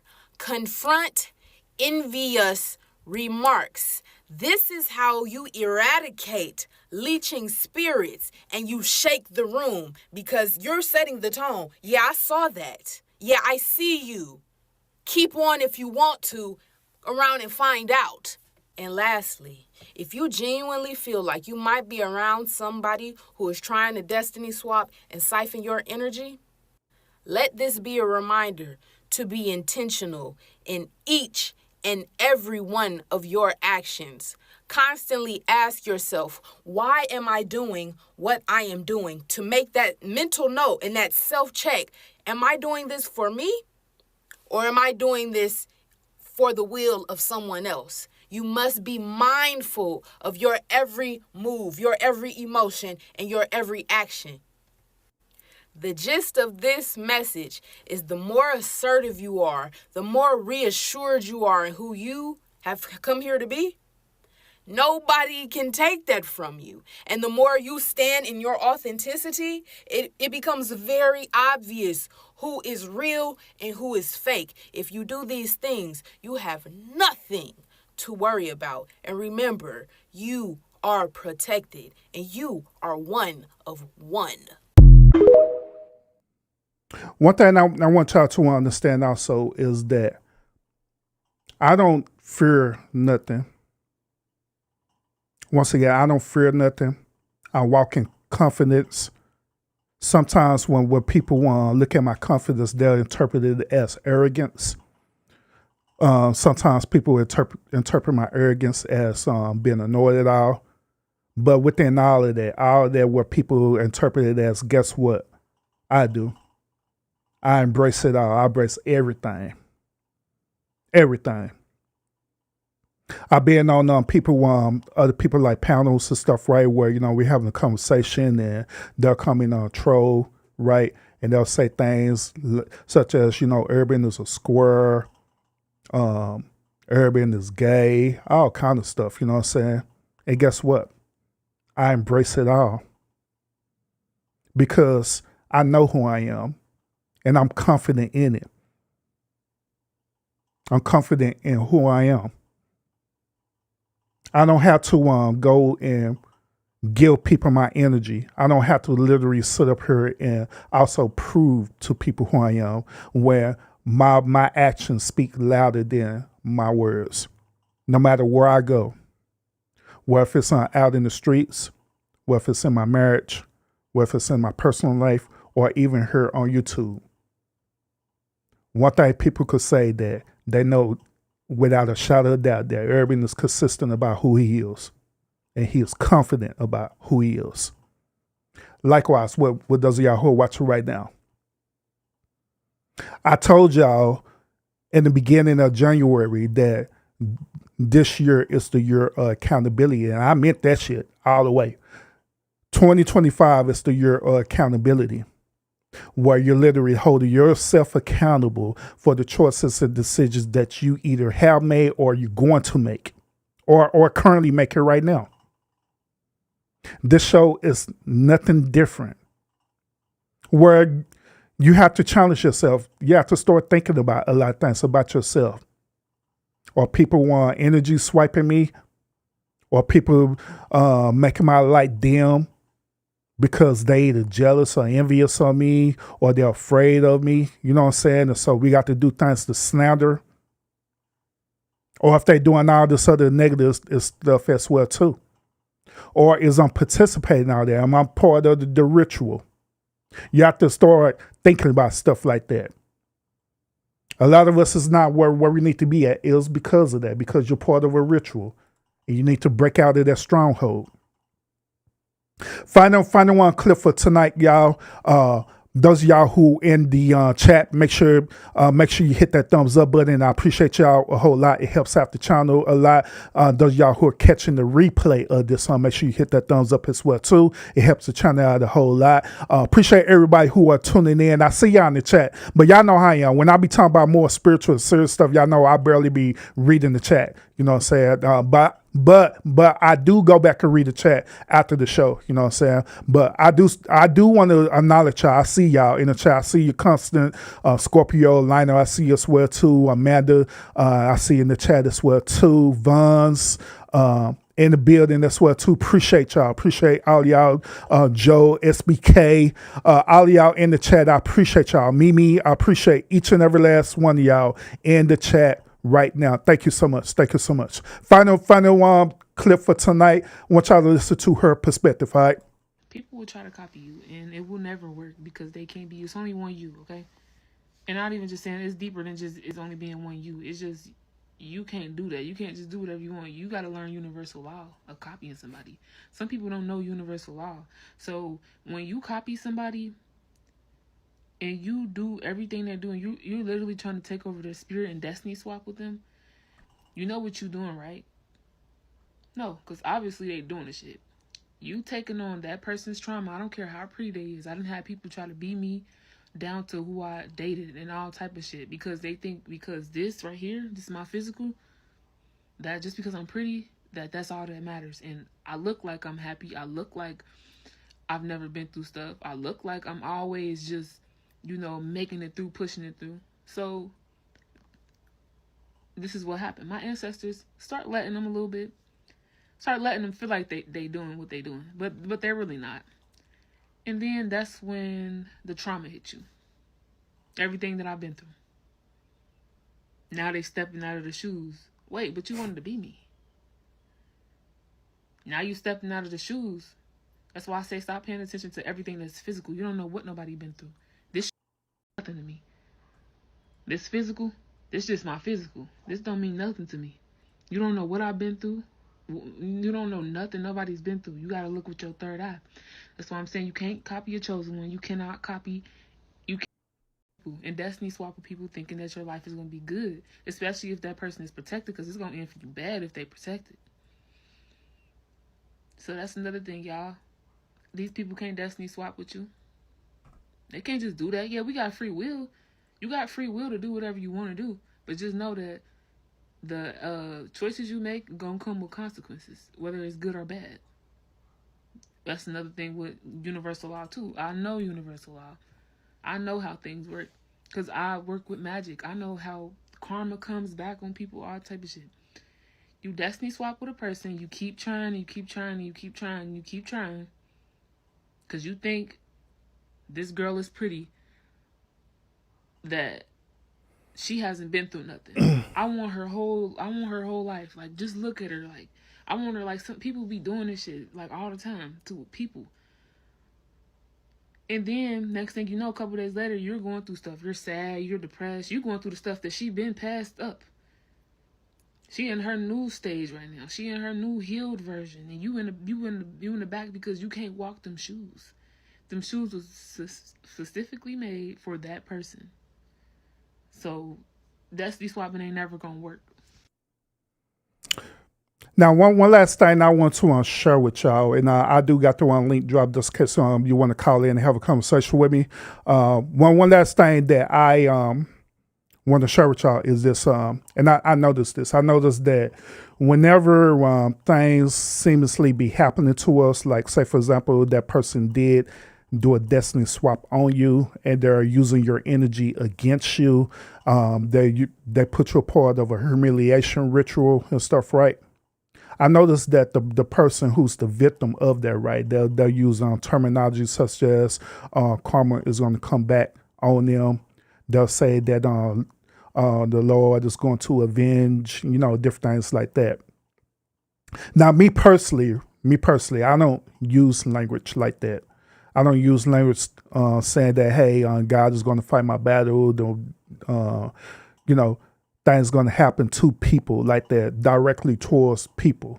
The reason why I don't do that is because, once again, I already understood. I already know and I understand how it works.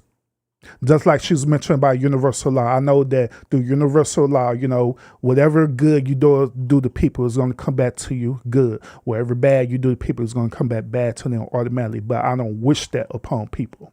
You know what I'm saying? I just allow it to happen the way it's going to happen. Same thing dealing with, people where they try to wish harm on me, whatever. I don't wish harm back on them at all. I allow for it to happen the way it happened when it's meant to happen. Because you also have to consider this as well too, that hey, maybe it's not meant for God to intervene into that at all, period, in that situation. Maybe it's meant for it to happen the way it needed to happen. Or maybe not. You don't never know. Me personally, I don't know. I have no idea. So that's why me personally, I don't put myself into that space or position to say stuff like that. Now, I'm not saying that those of you who do that is wrong for you to do that. I'm not saying that. I'm just saying I don't move like that. I don't do stuff like that. You know what I'm saying? So I'm not condemning y'all or anything like that. If you do that, I'm not condemning you or anything like that or trying to hold you accountable. You know what I'm saying? So that is totally up to you. But how do I move? I just say it differently. That like every single time that I operate into the space where I operated at, things normally work itself out. You know what I'm saying? For whatever way it need to work itself out. So I do want to have the link drop just in case y'all want to come up here and call in and have a conversation with me. It is the one StreamYard link. So when you want to hop on the StreamYard link, of course, you're not going to see the show because y'all know that I don't use StreamYard. But the only time I use StreamYard is for people who don't like the camera. So I just dropped the StreamYard link and I won't even show you on the camera. You just come up and talk to me. So if that's what you want to do, I'll leave the link up for a few moments so you can have a conversation with me. All right. Also, y'all let me know what y'all think about this whole entire show, this thing that I'm sharing with y'all today. Now, once again, I know this is a more of a spiritual show, and so I'm curious to see y'all perspective about this. How the way y'all feel about this whole entire conversation that I was having with y'all, about all this, you know what I'm saying? And my goal is for you to be aware of all this stuff that's happening in your life and to be vigilant and to move differently as well too. Move with confidence, move with grace, move with humility, move, fearlessly, and all the different things as well too. You know what I'm saying? So that's the whole goal of this particular show that we're having right now. All right. So yeah. Hey, Irvin. Hey, salute. Welcome. I just appreciate this live. I really needed it. I feel like it was an on-time live. I think God give us a word many, many ways. You get what I'm saying? When we want to hear something from him, and I think that I really needed to hear this live. I really did. It was pretty good. I didn't know where your direction you was going with it, but it turned out to be pretty good. Oh yeah. You're glad that it was good for you. What part of the show that you like the most about it? The part of the show that I like is when you say that people come to steal your energy, and if they have stolen your energy before, they do certain things, to make you react so they can steal your energy again. And then sometimes we're in this never ending cycle of, constantly responding to this person or individuals that steal our energy. And while you're up here, what solutions do you think you need to do to prevent that from happening so you won't fall for that same cycle? Well, fasting, praying, staying in the word, and don't look. That's another way of not responding and getting in that same that same cycle. Yeah, You shouldn't absolutely. respond. You should respond, but I think sometimes you need to have the hard conversations to get to the root of it. You get what I'm saying? Because if you can make peace with the situation, and sometimes people don't. You get what I'm saying? Hmm. And I feel like if you can make peace with the situation and do that, sometimes a conversation needs to be had. And I'm not talking about like behind the scenes, but I'm talking about, openly. Gotcha. Gotcha. And you mentioned something that was important too. You mentioned about making peace with the situation. Why isn't it important for you to make peace with the situation versus trying to force peace with the individual? Because healing starts with self. Peace starts with self. You can't make an individual be at peace with you. But sometimes when you, like the words say, he will make your enemies be at peace with you. So I think it's just as long as I'm doing what I'm supposed to do and staying in the will of God, and praying, and just doing everything that I got to do to make sure that I'm showing love and kindness. I think eventually for that individual, peace would come, but you should already have peace. Hmm. Your peace shouldn't be based off what somebody else and how somebody else feels. Yeah, absolutely. And one more question too. And I appreciate you. One more question. What if the individuals or entities, whatever the case may be, right? They never would make peace with you ever. And how would you move forward with that? I will move on and pray, and just keep it moving because, some things that's meant to be will be. And if not, it won't be. You just got to go on, and it probably never will be a peaceful situation. But sometimes it'll come around. Maybe it'll be years later when a person will come to themselves. Like I did. I was just the same way. I was here. Being an energy vampire. Or what, however you want to call it, and then I came to myself. And I wanted to be at peace, but it has to be something that you want for yourself. That's it, it's just a self thing for me. You get what I'm saying? You can't Hmm. expect people to be at peace with you. It starts with self. Yeah, absolutely. I agree with you that it does start with self. The only way you're going to get peace is through you. Sometimes, Right. sometimes what happens is that we allow ego to step on our door. You know what I mean? Right. Meaning that your ego will take over, and you feel like that you just need to do this. You need to get accepted by this. You need to fight for peace. And then guess what? You Right. end up being right back in that cycle all over again, where you end up being a ritual, and then just doing it over and over again, and it never be resolved. Period. But can I ask you a question? Do you think it's okay to, like, if an individual has an issue with you, is it okay for, like, me and you on a panel and I hit your link? Do you think it's best to, talk it out? Let's have a conversation. And if the situations uh get to where we can't make peace, do you think that we should just walk away? Yeah, absolutely. I believe in that because once again, that deals with the ego, and also that deals with intentions. Because let's say, for example, one party, their whole intentions that they want to make peace, or like they say on YouTube, they want to make amends, right? And that's the whole intentions. But the other person's intentions, they never didn't want to make amends. All they doing just want to keep stuff going for whatever reasons.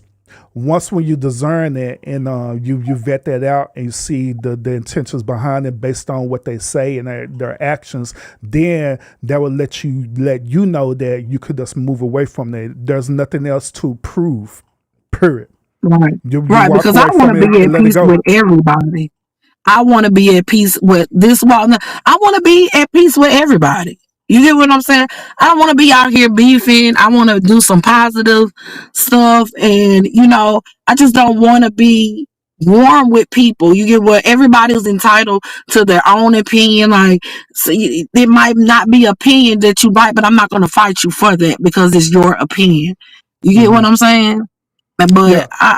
Hmm. I Yeah, absolutely. So one thing about me is this: is that I understand that how life work. I understand that I'm not going to be at peace with everybody because nobody's not going to accept my type of peace. You know what I'm saying? So I just Right. leave it for what it is. And so I don't even try to push it at all, you know.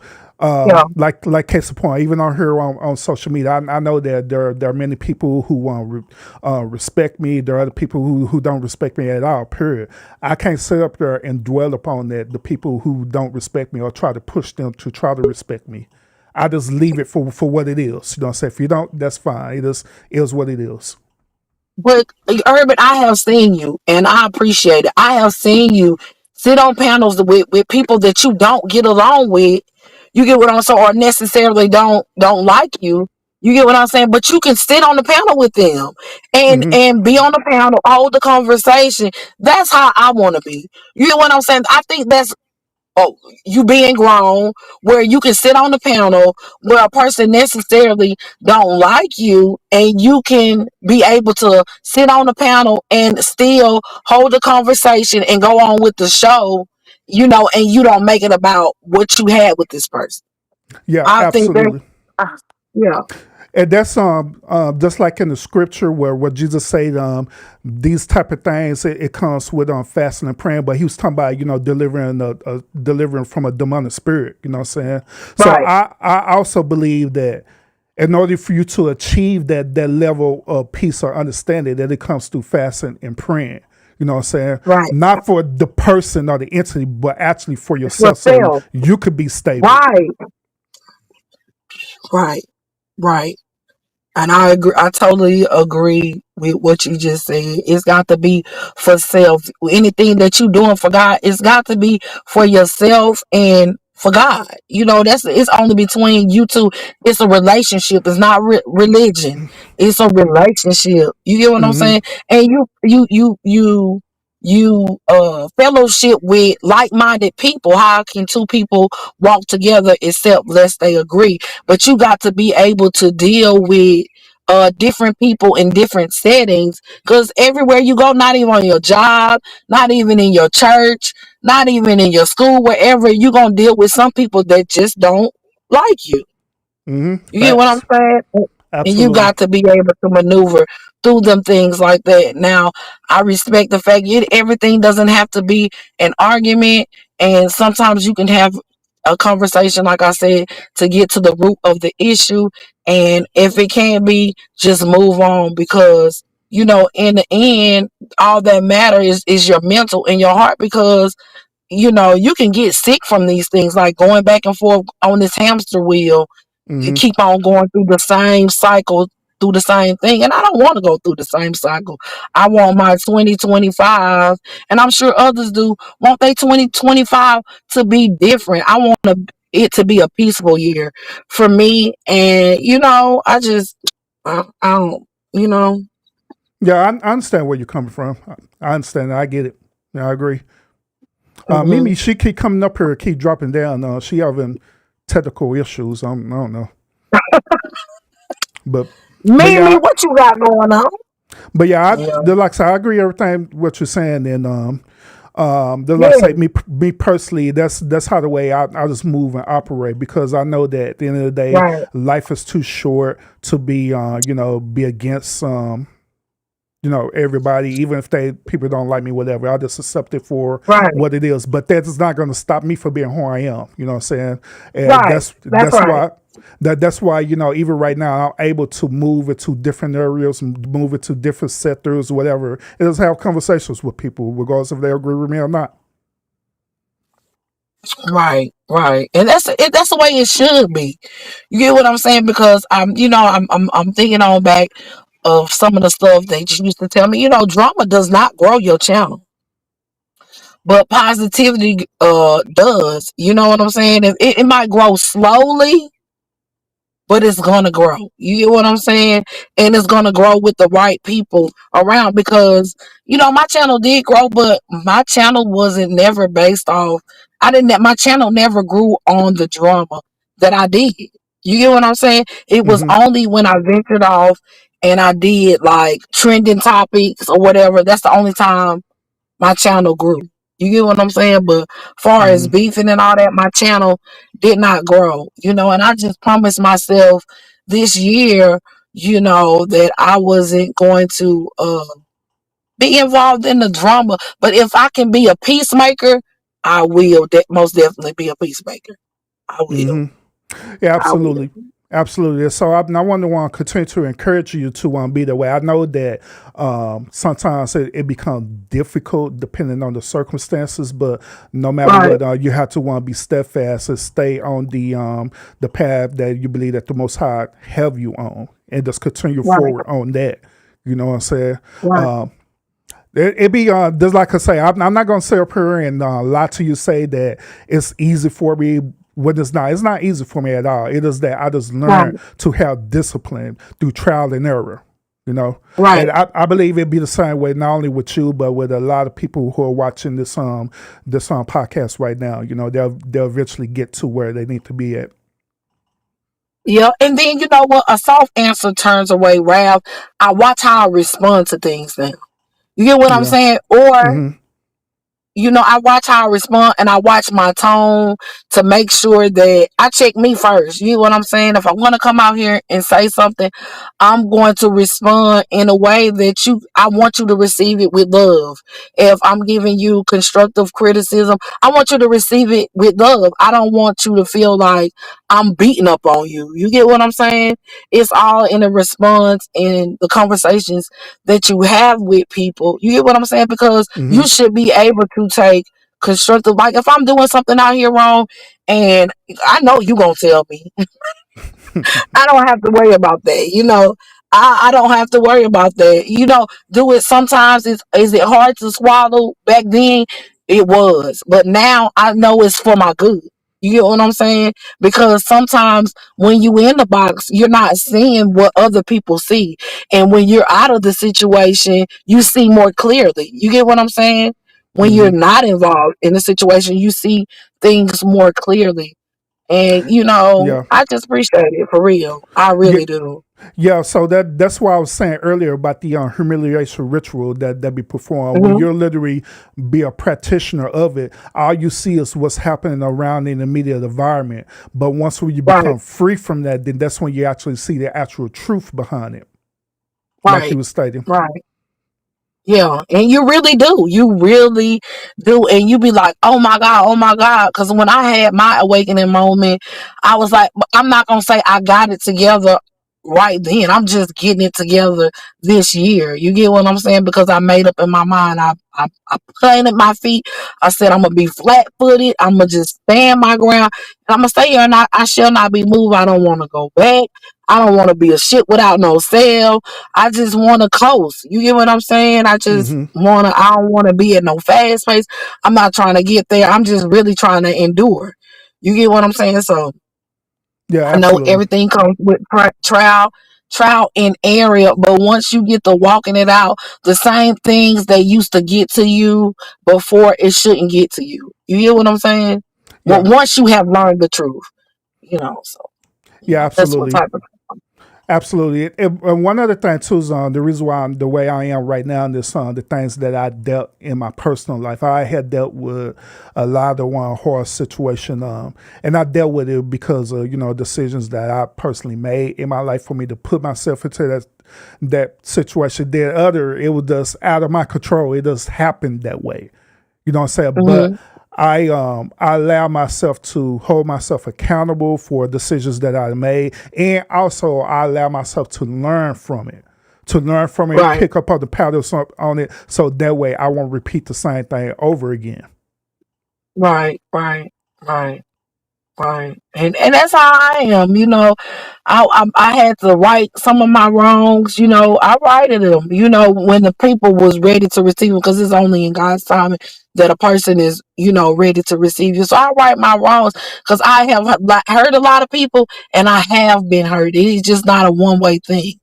You get what I'm Hmm. saying? So you try to close them doors that you have open. You get what I'm saying? To make it Hmm. right, because sometimes when you leave the door open, and it goes back to that situation where you talked about where some people are just not ready to be at peace. And Mm-hmm. just long as you have done your part, that's all that matters. You get what I'm saying? That's Yeah, all that absolutely. matters. So I have really tried to close a lot of doors that I left open because I was, dealing in my lower self. I was low vibrational. You get what I'm saying? And I'm just trying to think, on a higher level now. Like I'm in this high place. I'm not saying that I'm better than anybody, but I'm just thinking, I'm in the light now. You get what I'm saying? So, all the stuff that I did, it's a lot of regret. You get what I'm saying? Stuff that I can't take back, Mm-hmm. but I wish I would have known then what I know now. You get what I'm Mm-hmm. saying? But it's too late. But it's a learning, a lesson that I have learned. And I don't never want to be that person ever, Yeah, ever yeah, absolutely. again. Absolutely. Yeah. Mimi, she said that she think when where go? Oh, she think when you been hurt, we hurt other people. Now I could want agree to that. No, I could agree to that. I could contest to that. In the past, and I was dealing with a lot of trauma and a lot of hurt, and I was projecting it onto others and vice versa. Same thing. That's the ritual that I was telling you about. Just going back and forth, back and Yeah. forth, back and forth, and just Yeah. like what you say, you don't recognize what's happening until when you actually get out of it. When you Right. start getting out of it and stuff, that's when you start holding yourself accountable for it and start changing. And I cried many of days. Like when I really came to, and sometimes I cry now. I was like, I cannot ever believe that, I did this. Like in reality, I'm talking about this social media persona of who I was, because it wasn't who I was in real life. But did it affect my real life? Yes. Yes, it did. You get what I'm saying? But Mm-hmm. this online persona of who I was. I'm gonna do what I want to do. I'm hurting people. I don't care who hurt. I'll say anything out my mouth.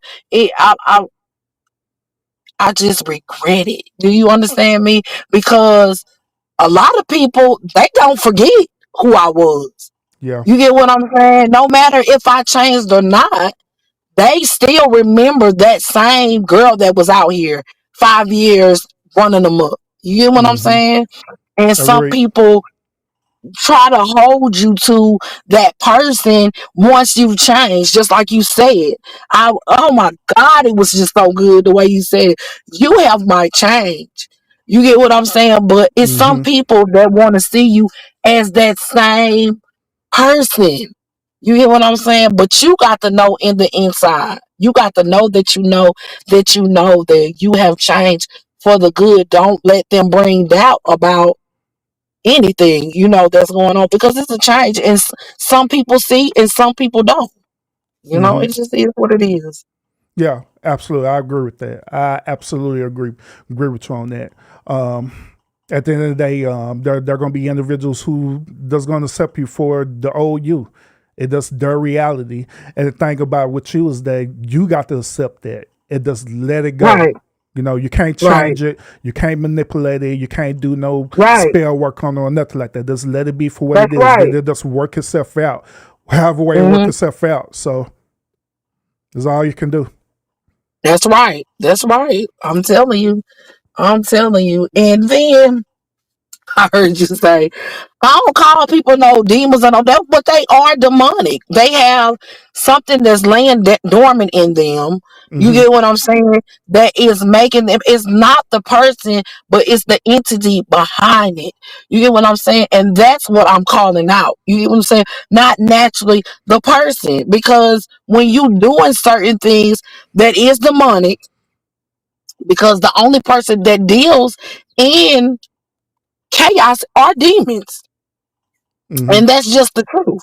You get what I'm saying? It's not that the person, the individual is, because we pray one day they'll wake up or shake themselves to see, just like one day I did. You get what I'm saying? To see what was behind what you was doing. I was had myself fooled thinking that I was really truly and still saved. I put down my ministry of praise dance, and I didn't get up before the church when I was out here doing the same thing. I only start dancing again and picking back up my ministry when I got right with God. When I Mm-hmm. start getting things in line, I didn't play like that in church. You get what I'm saying?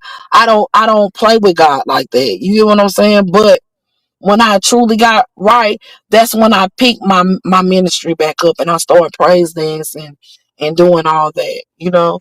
Yeah, But absolutely, absolutely. Yeah, and that's why now I was talking about that the whole thing because some people, I'm not saying you in particular, Amanda, but right, some people right, weaponize calling instead of calling the entity what it is, they're really talking about the person and literally using it as a right, weapon to troll people. You know what I'm saying? right, right, So whenever right. I say stuff like that, I'm not talking per se to you, but I'm just talking about there Uh-huh. are other individuals who literally are doing that for real. Yeah, Just yeah, to get a yeah, click on a view and a like, different things like that. And yeah, so that's why I was yeah. giving the example of what I do. I don't necessarily talk to people like that, but I do address certain spiritual things that's attached to that person, like you stated earlier. Right, right. And that's what you have to do. You get what I'm saying? Because they under demonic influence. You get what I'm saying? I was. You get what I'm saying? Because the stuff that I was doing, that was in the child of God behavior. You get Hmm. what I'm saying? And when I came to, I forgave. I tried to right my wrongs or whatever, and ask people for forgiveness and all that. And when you come to, and just like you say, he go away and he come back to see if your house is furnished. You get what I'm saying? If it is not, Hmm. like you said, it will come back with lesions. He come back with him and his peeps. You get what I'm saying? And when you just in darkness like that, you dibble.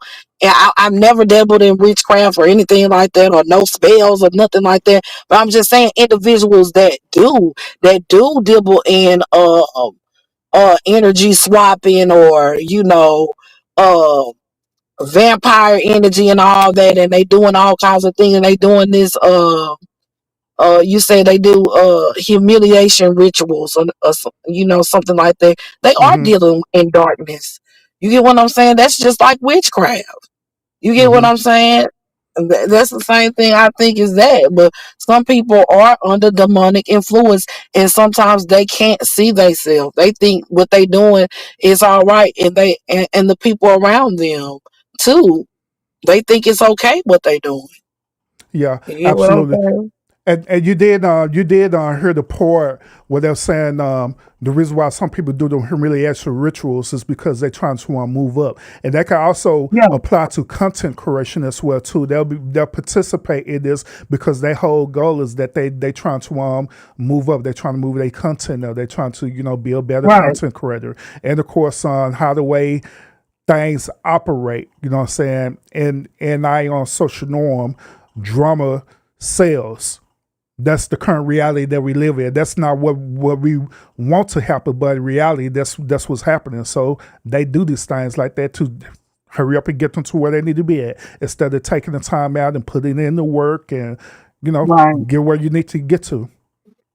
Do you equate it to selling your soul when you do rituals like that?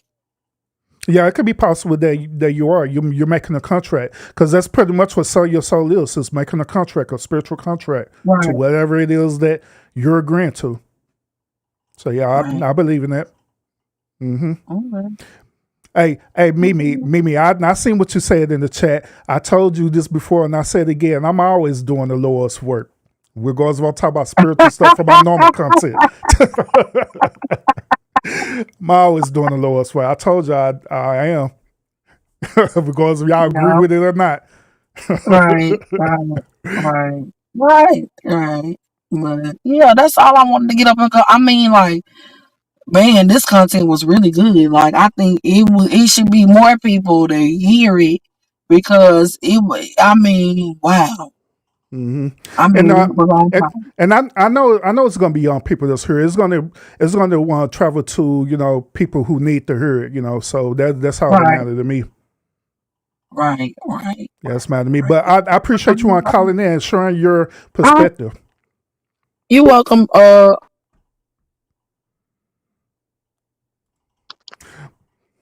Hey, what's up, little bro?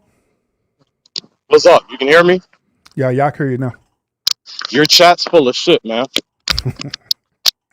Lionel. We gonna keep Go it ahead. 100 right now. That's exactly what they are. Nothing to the girl on the panel, but your chat's full of shit. Respectfully.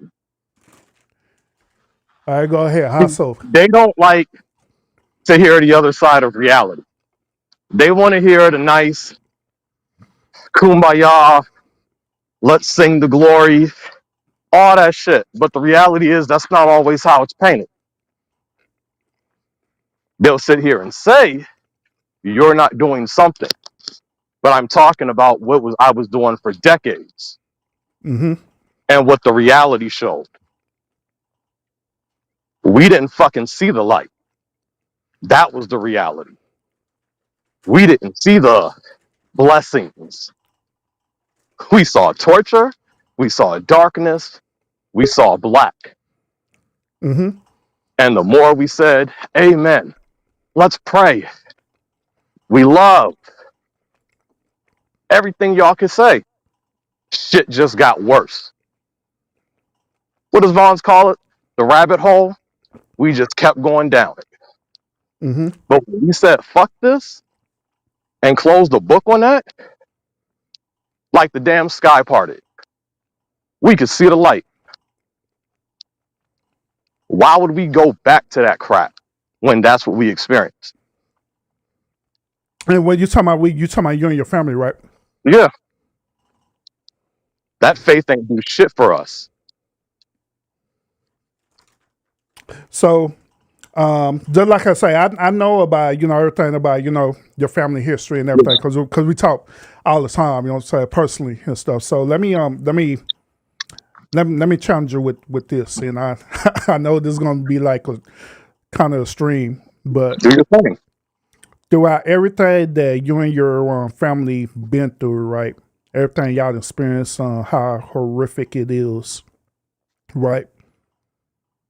What if I were to present to you that, in a weird trolling sense, that this was all part of God's plan, part of the Most High God plan, even though it was horrific, bad, and different things like that. Now, the only reason why I am considering this is because of where y'all currently at right now in your life.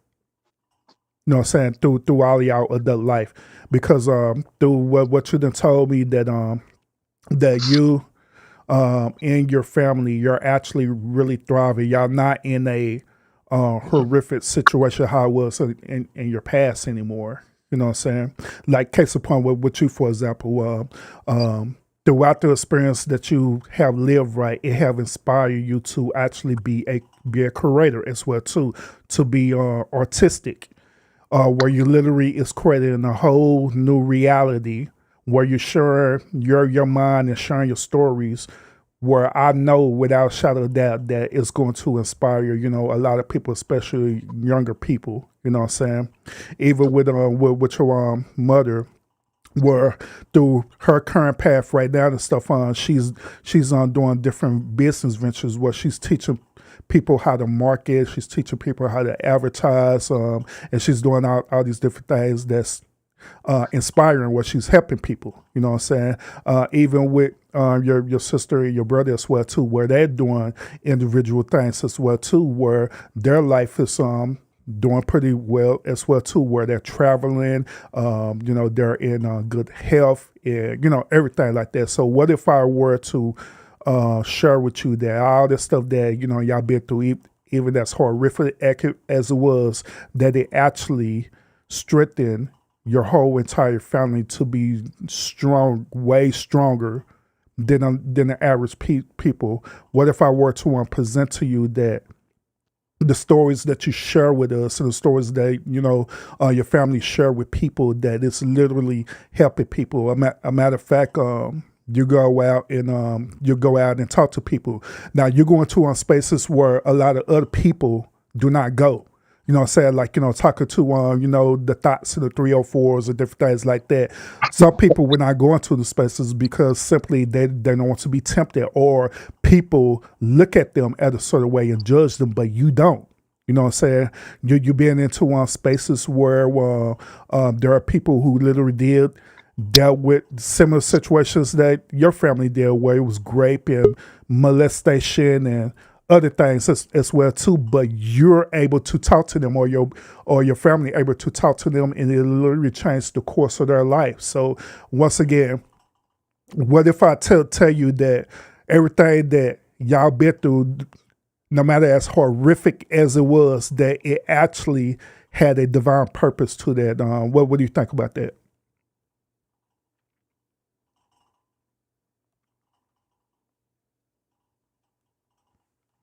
Lionel? Give me a second, real quick. Okay, while he's doing that, Vance, what's up with it? Welcome to the show. Hold on, Mr. Lounge. My headphones tripping. That's why I keep jumping down and coming back up. But I want Lionel to answer your question, because I had some things I had to say to him. You coming up in Charlie, Lionel?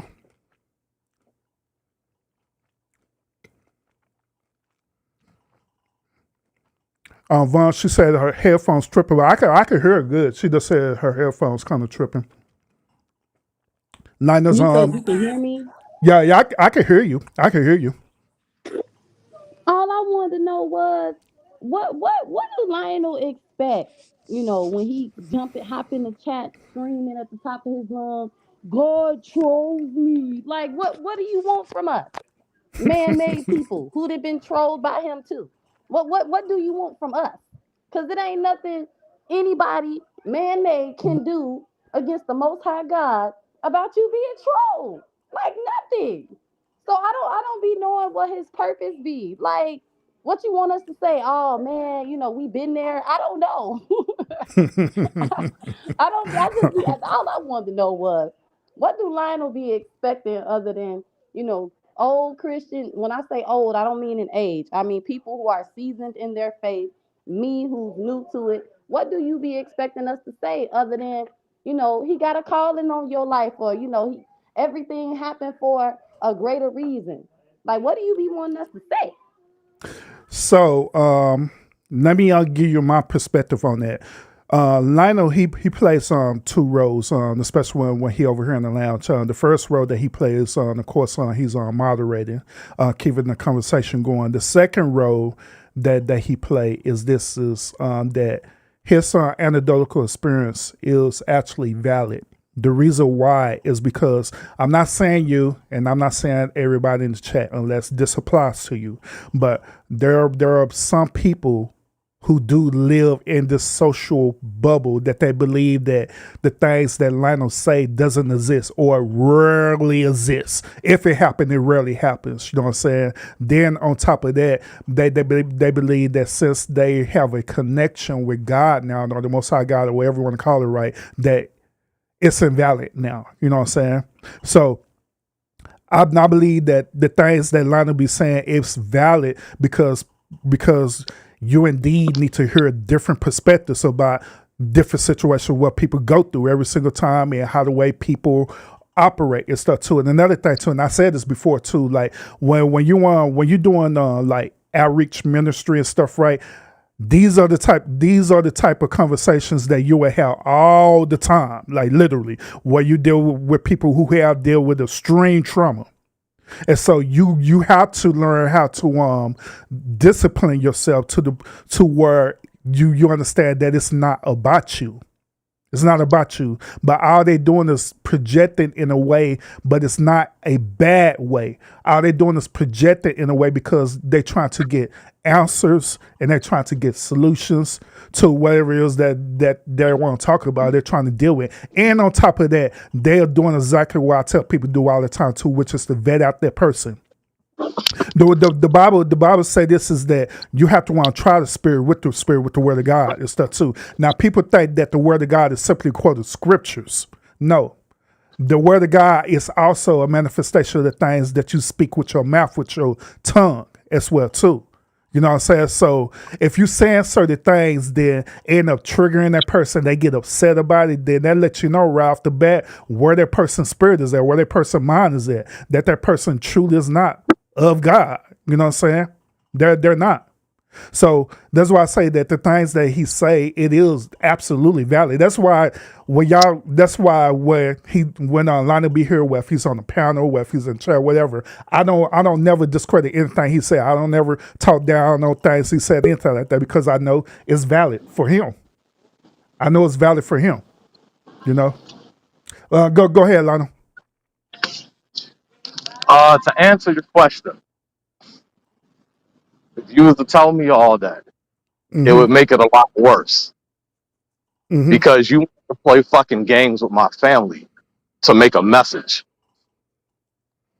And then you already know you got all these followers that are going to sit here and cheer you on and be like, that's so good that you went through that shit. So now you can help people in the name of God. That's that narcissistic shit I don't like.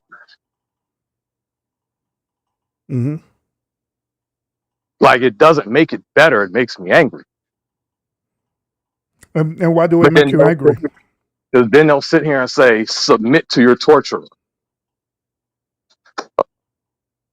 Gotcha. So why do it make you angry? Because it's this thing. That game. You breaking up, bro. You breaking up. My bad. Why are you trying to recreate? You hear me now? You hear me better? Yeah, I can hear you good. Why are you trying to recreate Job's story? Like, I don't like the idea of him trying to recreate Job's story. Yeah. Gotcha. You got plenty of other people you can use that shit for. For the people that's like, leave us the hell alone, you're like, let me keep bugging you.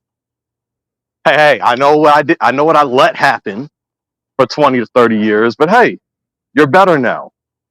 See, you were strong. They'll sit here and say, my mom, man, that was such a strong warrior. She didn't ask for that shit. And then you'll have people that have found God, who are saved, quote unquote, delivered. They literally accept what happened to her and think it's okay. And then they'll try to bullshit it and be like, we're not saying that, but that's exactly what you're saying. Because it made it stronger for God. Can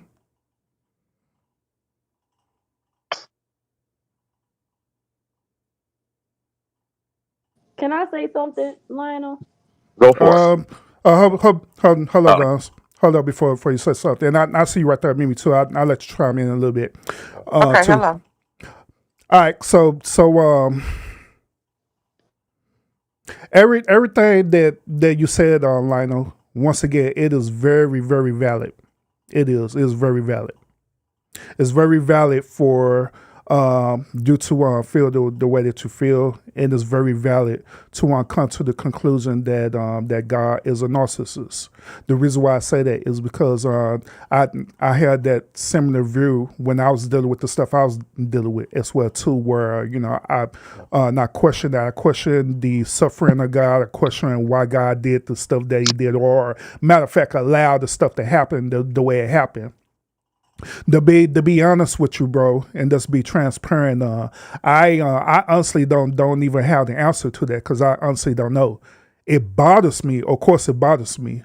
Do I accept it as a reality towards that? No, I don't, because even right now, and I talk about that still to this day, because part of it do bother me. You know what I'm saying? But one thing I can do, just being a hermit, is to continue to live the life that I'm currently living in right now and stuff, or at least look at the goodness of where I'm currently at right now versus where I was at in the past. So therefore, the reason why I was sharing that with you is because I wanted you to look at the current reality of where y'all at right now, even though it was horrific, you know what I'm saying? And I'm not discrediting it, and I'm not saying that you should look at the light at the end of the tunnel, or you should convert and say that, hey, God is good to you now. I'm not even telling you to do none of that, whatever. But what I am saying is that instead of always, focusing on that or dwelling into that space, look at where you're currently at right now, or where y'all currently at right now, and where y'all are fighting or projecting to go, even to the end of your life. Because one thing I could tell you for this is that when I was in that space, I lived in that darkness for like a really long time and stuff, where I wasn't happy with life. I wasn't happy with people. Hell, I wasn't even happy with God or anything. I was not happy, period. And I could have lived my purpose of my life because I'm still stuck there. So I'm still stuck in this particular space. You know what I'm saying? That's the side that I was saying earlier about this like humiliation ritual and stuff, where sometimes we will even become a practitioner of this ritual where we literally sacrificing ourselves and continue to make ourselves stay in this space or stay in this conditioning was holding us back from our true purpose. So with all that being said, all I'm saying is that I don't have the answers. I don't know. Part of my life, I feel the same exact way, but I just choose not to dwell up in it. So I use it as a reminder of where I came from. And I use my current situation to let me know where I'm at right now, and just be thankful for where I'm at right now, because it could have been even more worse than that, where I literally had lost my life. You know what I'm saying? And just continue to move forward. That's all that we can do as humans. So if that makes any sense, you go ahead, Lana. Oh, it makes sense. Yeah, so that's what I'm saying. That's what I say. I'm not like I said, I'm not discrediting you or anything like that. I'm not really. I'm not telling you Oh, to I know suck what it you're up. not. None of that. I'm not telling you suck it up and none of that stuff. You know what I'm saying? Because I know. Trust me, your situation was way worse than mine. But even then, I know about trauma. I know how trauma is. Trauma is trauma. Period. You know what I'm saying? So yeah, That's so I exactly get what it. I know Vaughns wanted to talk. Go ahead, Vaughns. I'm finna go back to my sick bed. Mr. Lounge, I think everything you said to Lionel is wonderful. I was gonna say, um, Lionel, I don't never, cause we crack jokes and this is that and the other, but when I just said like I ain't gonna say nothing else to you, cause I'm not even gonna lie to you. You kind of blew me a little bit, just a little bit. Lionel is But doing his job, by the way. yeah, I know Mr. Lounge, and that's why I say, you know what? I'm gonna just leave him be, because I get it. Oh, that's what I wanted to say to you, Lionel. It is okay for you, and a lot of people may disagree with me. Old and new Christians, okay, or people who have found God or believe in God. But it is okay for you to be angry with God. It is. Nowhere in the Bible does it say that we are not allowed to feel how we feel towards the Most High. It just pretty much says, that we shouldn't curse His name. You know what I'm saying? Or just be outright disrespectful. But it is okay for you to feel how you feel, when it comes to the situation that you've experienced in life. But to constantly, be like, oh, this nigga troll, you gotta kind of watch what you saying, because it's like, I mean, I just gotta be honest. I Well, don't be knowing exactly what it is that you want from me. I'm pretty sure other people might feel that way. I could be wrong. I don't know. All I But am is giving you a different interpretation. say it again. All I'm doing is giving you a different experience. Right. Now, too much care about that because if you ask me, yes, God does. Do He play? Does He have a sense of humor? Absolutely. Some people may disagree, but I feel like some things you know um are horrendous. And if you ask me, He doesn't have a hand in it, directly. Like He's not just sitting up plotting on us like that. I feel like that. some people may disagree with me, based on the Bible or whatever. But I just want you to know it's okay for you to be angry. I just hope that later on in life, or even sooner than later, that you make peace with the man. Because how I look at it is he's the most high. He's the creator of all. The other side may have rule over the world, but when it's all said and done, that's who we're gonna have to face. So in my mind, it's like, if I can't beat you, you know what I'm saying? I'm gonna get with you because I've been angry with him, and I just got to keep it real. It didn't get me too much of nowhere. In fact, I felt like it made things worse.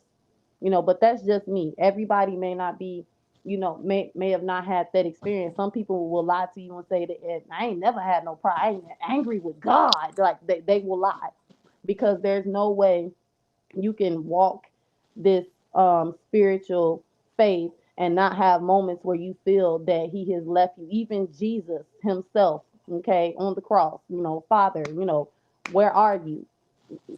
It Mm-hmm. ain't nobody on God's green earth, pastor, whoever, that has never had a moment where they're asking God, where are you? So don't feel like you singled out, or we just weird and we got this deep faith. We're on the other side of, well, we surrendered. You know what I'm saying? Now surrendering may sound pretty jacked up to you, but we had our own traumas and bad and decisions that we made on our own. You know what I'm saying? That caused us to go through hell. You know what I'm saying? So just look at it like that. Just don't ever feel like me personally, I'm making fun of you or I'm just cheering Mr. Lounge on, to make your situation worse. No, when I say, just surrender, it's real talk. That's just it's just like, look, if you want all the wind and the rain to get moving, from around you, surrender. But that's all I got to say. Lionel, you want to go ahead or respond, or if not, then I'll let Mimi go Yeah, ahead you can and. let me thought. Okay. Well, what I want to say, choose my words very carefully. I mean, Oh, also, by the way, before you speak, Mimi, now I do want to let y'all know, those of y'all who are up here, right? This is not a panel about Lionel. All right, I'm gonna reemphasize that this is not a panel about Lionel. Okay, no, so because don't I wanted start it. Lionel to know that I've been through the same things you've been through.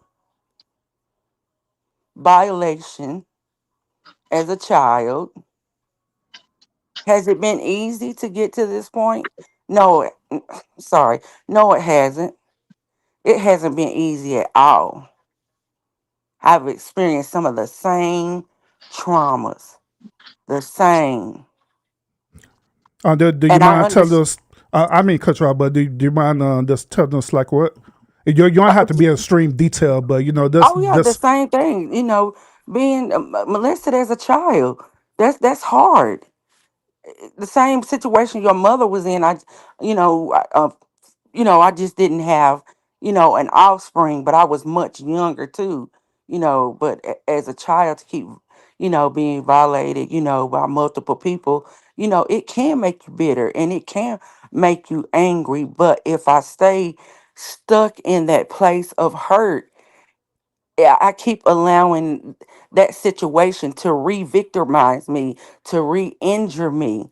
Like I said, I'm not telling you to. You keep saying like we was just kind of making a joke, like we always do. You saying that God trolls you, and maybe God is trying to get you to a place, to where He can heal some of the hurt. And I'm not saying that, oh, you went through it and that don't, you went through it, so you should just get over it. No, it takes time. It's a process. And like I said, it's okay to be angry, but don't stay that way, That's the only thing I'm saying. And I wasn't trying to negate your feelings and make you think, oh, once you surrender, it's gonna be rainbows and clouds and sunshine. I Yeah, wasn't. that That's not. part too. Yeah, Yeah. because once you So surrender it, that don't necessarily mean that yes, yes, it you still will. Yeah. might have some more trials, but I think you'll be equipped better to handle them. So here's something else that I want y'all to consider. Let's consider the possibility that um, he may not be ever be in that space to, as y'all say, surrender. He may not ever be in that space to just let it go. You know what I'm saying? And the reason why I'm saying this is because even like on people who dealt with trauma, they're not going to forget that trauma. They're going to remember that for the rest of their life, depending on the level of that trauma that they dealt with. You know what I'm saying? So they're not going to let that go. And there ain't nothing that people could do, nor it ain't nothing that God himself can do about that, unless literally God himself come down and have a conversation with Lionel and let Lionel fully and absolutely vent to him and tell him how the way he feel. But even then, if God is the God that he say he is, right, all he gonna do is allow Lionel to vent and like Lionel to make the decisions that he want to make and accept it for what it is. You know what I'm saying? So I'm just saying all that because I know that people tend to want people. Well, people tend to want the best for people, but sometimes the condition that they're currently in right now that they're choosing to be in is still currently their best as well too, and we have to accept that. I totally accept, whatever his decision is or however he feels. And in no way am I trying to push what I believe on you at all.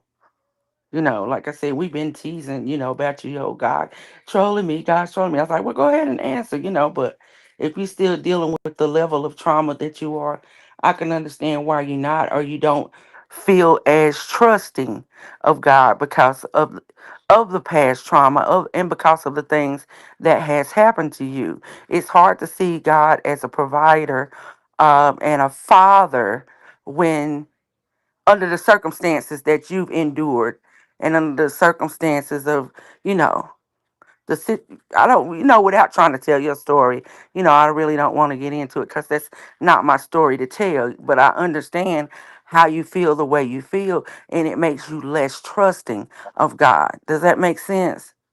Yeah, it makes sense. Okay. So Lionel, are you at that space now where you at peace with this your overall situation? If you are, just kind of touch basis on that so they can understand where your mentality is at. Women don't listen though. I'm We, gonna we sit here still and we play, and still they're we gonna go still off got their to head. do it. We still got to do it. We got to explain it as men. We got to They hold gonna our I'm sit here. listening. responsibility. They gonna sit here and come back and ask the I'm same thing next listening. week. But yes, I am at peace. We all are. We're not sitting here. We're not still in those places. We're not still having these conversations among ourselves. You know, other things are preventing us from sleeping at night. But the reality is, I mean, we're all thriving, which is always interesting to me when people tell you how anger holds you back, when anger was the motivator for us to do better. Hmm. And I also explained We're talking to about in the have, spirit line. hey, I also online real quick explain your reasoning why you be sharing this with people either on my own platform or other platforms. Because people have a one track mind, they have a legitimate one track mindset. And when they're giving this advice to people, they don't know who's listening. This advice could be helping in people, but because they give this one way road of information, you're missing out on people you could be helping that has a more complex situation at hand. They could be sitting here looking for help, but you're not giving them the right words. And the fact that you're already talking, you can't sit here and go back and be like, I'm not a licensed therapist, or I'm not, a savior, or, they try to double down. But the reality is you've already started talking and there's people that are listening. Try to get the other side of the story too, so you can give them the correct information or really push them into the right direction. I would like to chime in on that. Real quick, Vaughn. Hold up, real quick. Then I'll let you go. So, both of you ladies, Vaughn and Mimi, do y'all accept his answer for what he told y'all? Yeah. I accept that. Again, his feelings are his feelings. They're valid. Yes. I'm not trying to negate his feelings. I'm not trying to say, you should hide your feelings. You should ball up your feelings. If you're happy where you are and content where you are, keep doing what you're doing. Mm-hmm. All right, go ahead, Vance. Yeah, just don't get mad when I ignore you in chats. But what I was gonna say was Right, right. um when it I understand a little bit when it comes to, people are talking or, they try.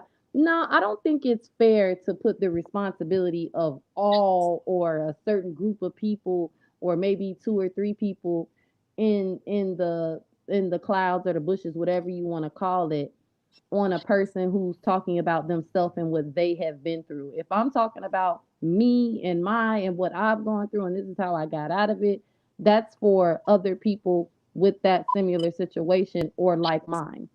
If I'm going live and I've been through a traumatic experience, like grape or child, I don't know how to censor myself when it comes to all those different things, but Hmm. if I'm talking about that, then if you're a person who's going through that, then yes, you should, listen to me or, try. I'm not saying that you have to, but if you know that I've been through this and I'm telling you, this is how I got out of it.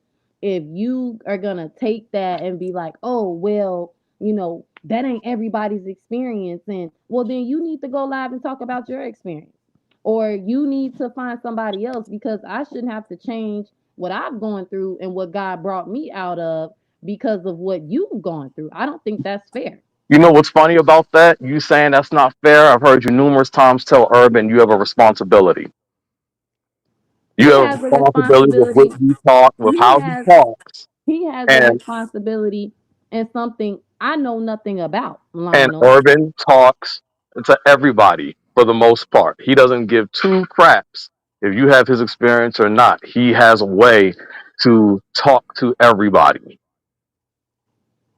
I and disagree he doesn't make how.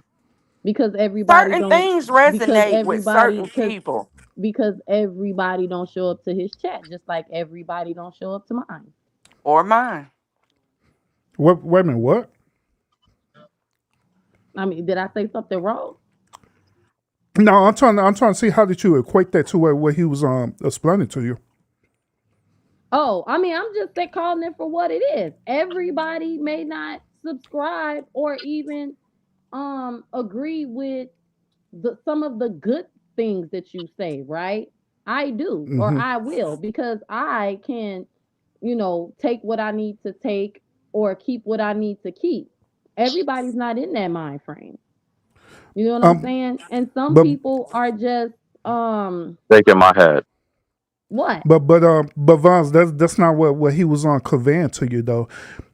He was saying this. He was saying to you that if you said that this is your responsibility to be your brother's keeper, then you have to figure out a way to try to navigate that where you could be relatable to everybody. And afterwards, he uses the current example what I'm doing with everybody, where I have the ability to talk to everybody on their level without judging them or making them think I'm better than them or anything like that. So But that's are you gonna that's what go he's saying. against? Well, I don't. I Are you certainly, gonna change? Are you gonna change the at the end of the day, Miss Lodge? Are you gonna change your life story or your experiences to make the next person comfortable? Are you gonna do that? No, no, through this That's what I'm conversation. trying to say to Lionel. Yeah, so through this conversation, I haven't changed nothing about myself. All I'm doing is listening for understanding, listen to what each and every last one of y'all are saying, and I'm relating it back to you in a way where I'm not changing my beliefs about it at all. I'm staying firm with my beliefs, but I'm also confirming or reconfirming y'all beliefs as well too, where I'm not putting you down. You know what I'm saying? Like I Right. told Lionel earlier, I reconfirmed earlier that, hey, I understand exactly where he's going through. And I say that it was very valid for him to feel the way. Both of y'all had confirmed that as well, too. Where y'all say that, hey, we understand where you're coming from. And it's very valid for you to feel that way. That's all he was saying to you in that particular conversation. But y'all go ahead. I'm gonna jump down. And like I said, if you felt like I was coming at you or judging you in any way, I apologize that because it's never my intention to offend anyone. You did not offend me. You are fine. I promise you that. And okay, well, I just don't want you to feel beat up on, like I'm beating up on you, saying, "Oh, you surrender, you surrender, you surrender," and everything is going. I That's am. No, that's. all you women But beat up I'm on me. gonna, huh? All you women beat up on me. I'm used to But that. pretty much, Urban said the same things that we said, but for whatever reason, when it came from Urban, you tended to resonate with it more than per se Vaughn and I. And Because it Mr. kind of Lion, almost made it because seem Miss like, Me, wait a Mr. minute, it Lion, almost, hold on, it almost made it seem like you were saying that, okay, Urban know what he talking about, and we don't. that's it right there. That's what I was gonna Hmm. say. Yeah, That's true. I'm playing. I'm playing. he not playing. Miss Me No, he said, definitely serious. Yeah. Yeah, he All definitely right, serious. so Lionel, truthfully, they do have a valid reason to be in the space where they at right now, where they are saying the same thing, and I reconvey it in a different way. So let me now ask you this question: why is it more difficult for you to accept how the way they're saying it versus how the way I say it? Well, when in reality we're saying the same thing. I don't hear what they're saying. I'm finna go. I'm getting And down. why not? I'm going back to the chat. And why not, bro? And why not? I don't see them saying the same shit that you're saying. I'm screaming. Wow. Go Well, go what go did ahead. we just say up here? What did we Clarify. just Go say? ahead, clarify, bro. So I can understand. So, well, first, what are they exactly saying that you're saying? Because everything you said, you just heard them say piggybacking off of you. That's not the crap they were saying prior. We're not going to sit here and Says lie now. no, no, no, no. I'm not gonna let you sit here and do that either, because we weren't saying anything in the chat other than just surrender. And you was like, no, no, no, and I was like, okay, well then God will continue to troll you, and that's just using your words. Okay, so one, Urban ain't say that. So how are y'all telling me right now with a bold face that you're I saying just came other up shit here that and told you what my experience was, which was basically the same thing. But once again, you're saying that after the fact that he's already talked. So we're saying that the women are saying one thing, but I'm not getting it. But Urban's saying that he already said everything. Y'all came after the fact. Y'all weren't saying this prior. Oh, somebody's sound is really bad. Yeah, it's on Vaughn. It's on Vaughn. She got the mute. Go ahead, Lionel. I mean, that's what I'm saying. Y'all weren't saying all of that prior. It's hard to say all of that when you're in the chat, But that's what I'm Lionel. saying. But y'all can't just say now that how can I be receiving the message one way if Urban says in it, but then y'all trying to make it sound like y'all already said this. That's what I'm saying. I had no clap back to anything you or Vaughn said up here, but the reality is that's not what y'all were saying prior. Then he comes and agrees with the shit when the reality is that's not what they were saying. Well, what did you hear us was saying as us You saying? just heard what that y'all were saying. He never Okay. told me I need to surrender or no crap like that. Okay, Lionel, what's the difference then? We always tell you that, and you've never like came at us in this manner. We say that and we tease with you all the time. So what's different Well, today? right now I'm having an actual serious conversation because right now I'm not trolling y'all. I'm having a legitimate serious conversation. But the reality is, I could care less how y'all take how I'm giving it to you. I'm literally just telling you what the reality has been. So for Okay. anyone to be sitting here trying to tell me, nah, we've been talking like Urban the whole time, no, the hell none of y'all have been. So I'm not going to sit here and take y'all lying in my face like that. Well, you know what? Urban or shoot, I keep calling you Urban. Lionel, I digress, because I feel like I'm not getting ready to argue with you, I got you. argue the point with you. So I digress and I bow out gracefully. Again, it's never my intent to like offend anybody, but then you're saying you could care less how we feel. What if we say we could care less how you feel Go and for it. how you taking it? Wait, Missy, But Because I'm I'm just still saying talking we the could same say way. that. Trust But me, if I've done it if I before. didn't care, I wouldn't have got up here and try to explain myself or elaborate. But And you, I it's told you I just was not offended. You were fine. okay. All right. Well, I'm good. Y'all have a good evening. You too. Thank you for allowing me See, on the see you, panel. Miss Mimi. All right. All right, appreciate it, Mimi. Um, all I got to say is, Mr. Lounge, I don't care if Lionel is trolling, if he's serious right now. I said what I said. Okay, he needs to just surrender and continue to take your advice. If since he don't hear what me and nobody else say, that's a female, descent. If that's how you say it. But yeah, that's all I got to say. And I see, both of y'all around because I'm pretty sure Lionel will be back trolling in chats like normal. And if he didn't troll, I just don't think that that would be like Lionel. That I is just fine. don't. I just don't. But I now know to ignore him when he, throwing a tantrum, you know, Not and a tantrum. that's all I got to say. Cause Lionel, you throwing the tantrum. Not a tantrum.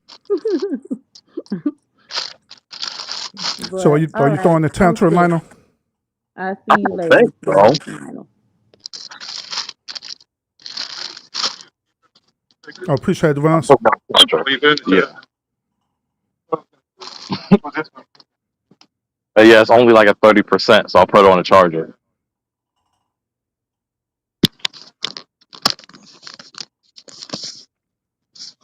Go ahead, Urban. My bad. Oh no, you good, you good. Yes. So you do you have any other thoughts? Oh, I mean, yeah, I just thought it was very interesting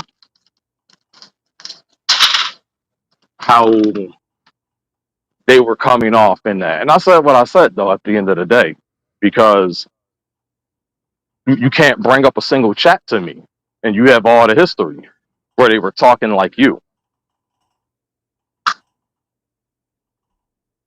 So, I'm not about to sit here and let no one just play in my face now.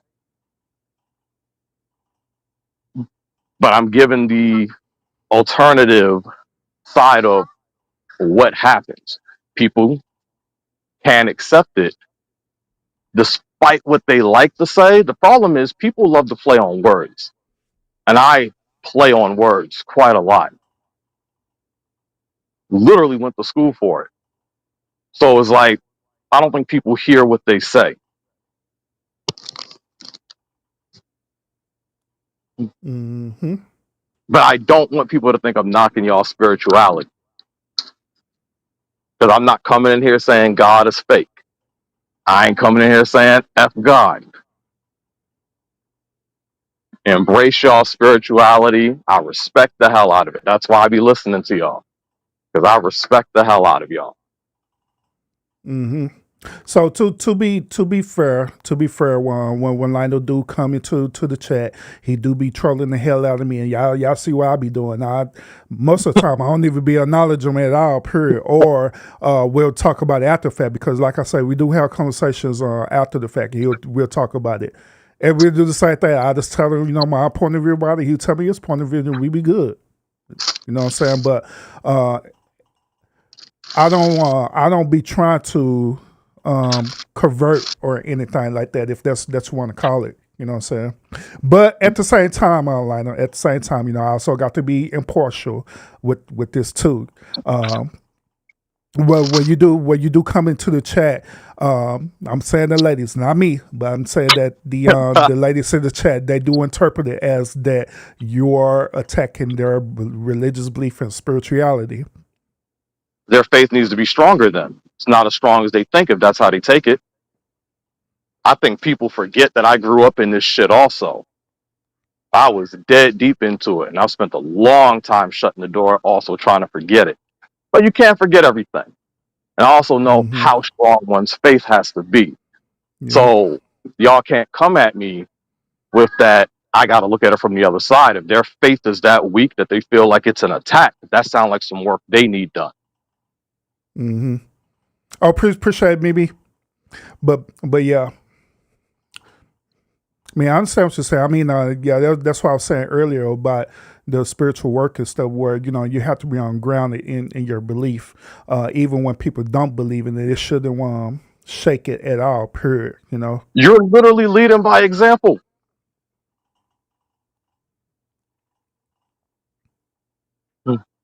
Like literally, you are literally leading by example. They should be following you, not like in that type of sense, but they come to your channel. They listen to your wisdom. They listen to your spiritual guidance. They damn sure need to be taking something from it. Just like Lionel, it's in reality, Lionel, he do be getting stuff out of it though, y'all. Even when he be in the chat trolling, he do be getting stuff out of it. So, and then you be talking to your mom about it too, huh? I do. I talk to my mom about it. I talk to the grandma about it. I'll talk to the sister about it. I'll talk to the brother about it. I mean, they all think it's bullshit, but I talk to them about it regardless.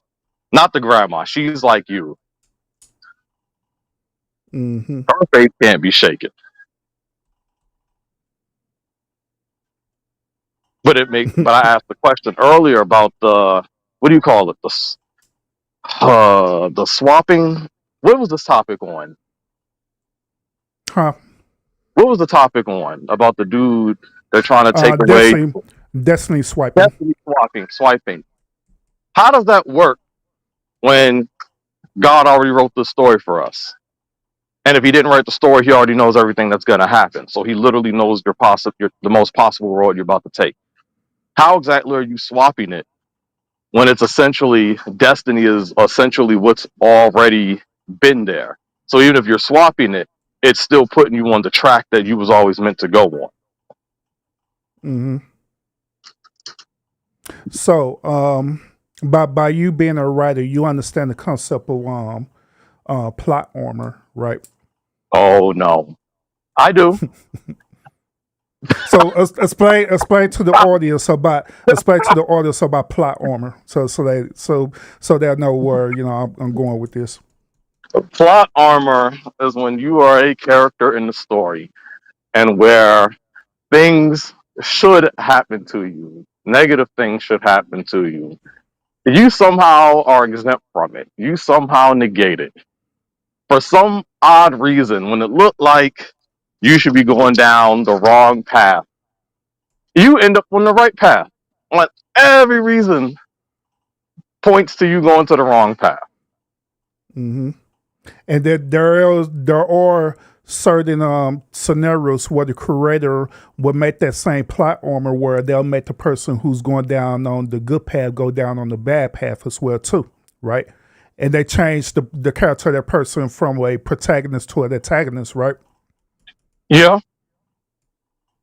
But wait, they're not going to take that though.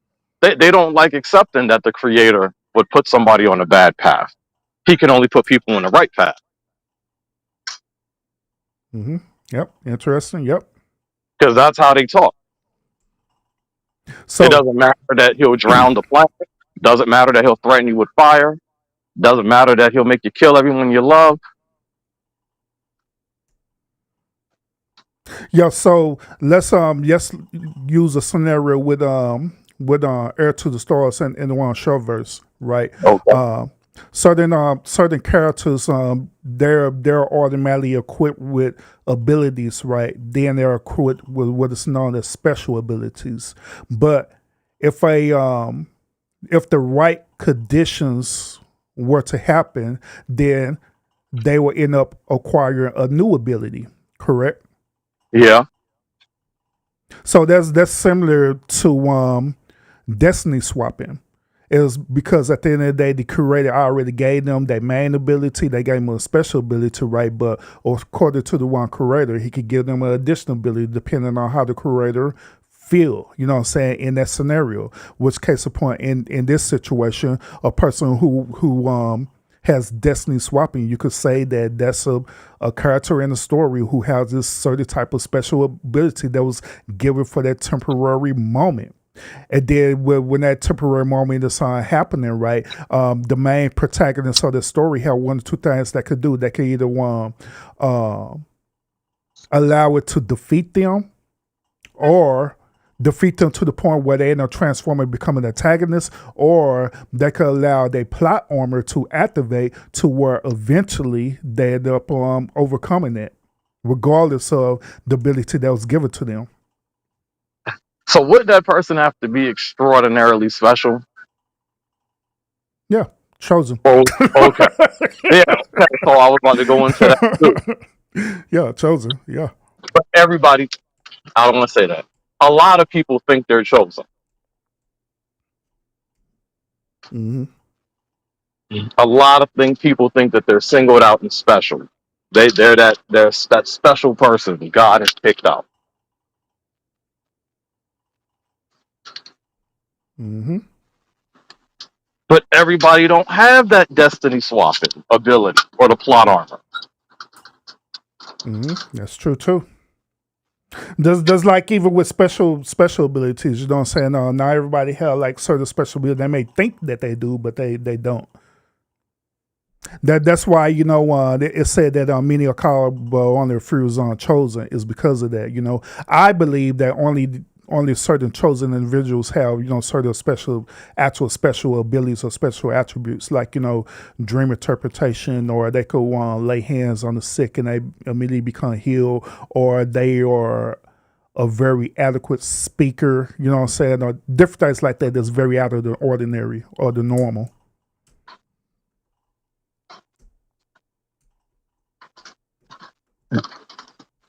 So how do you differentiate between? Okay, I have to word this right. How do you differentiate between those that have those abilities that people are essentially looking at versus the false prophets, as I call, that have the abilities but have all these people that are following them that think they have these abilities? Because you don't know until you get caught in the act. Yeah, true. So there were different scenarios in that. You know what I'm saying? Now it is a possibility where the actual chosen could be even manipulated into going into a path that they shouldn't go on, and they end up using their abilities for the wrong reasons. You know what I'm saying? So there are also others who, as you said earlier, they pretend or they give the illusion that they do, but in reality they don't. So wouldn't that be God's plan? However, I mean, essentially, if you're looking at it from a writer's perspective, yeah, that's part of the story. that's what I'm saying. Because even on this panel, you've had them come out and talk about how he is the creator, he is the author of everything. This essentially means he's putting these false prophets in place. Mm-hmm.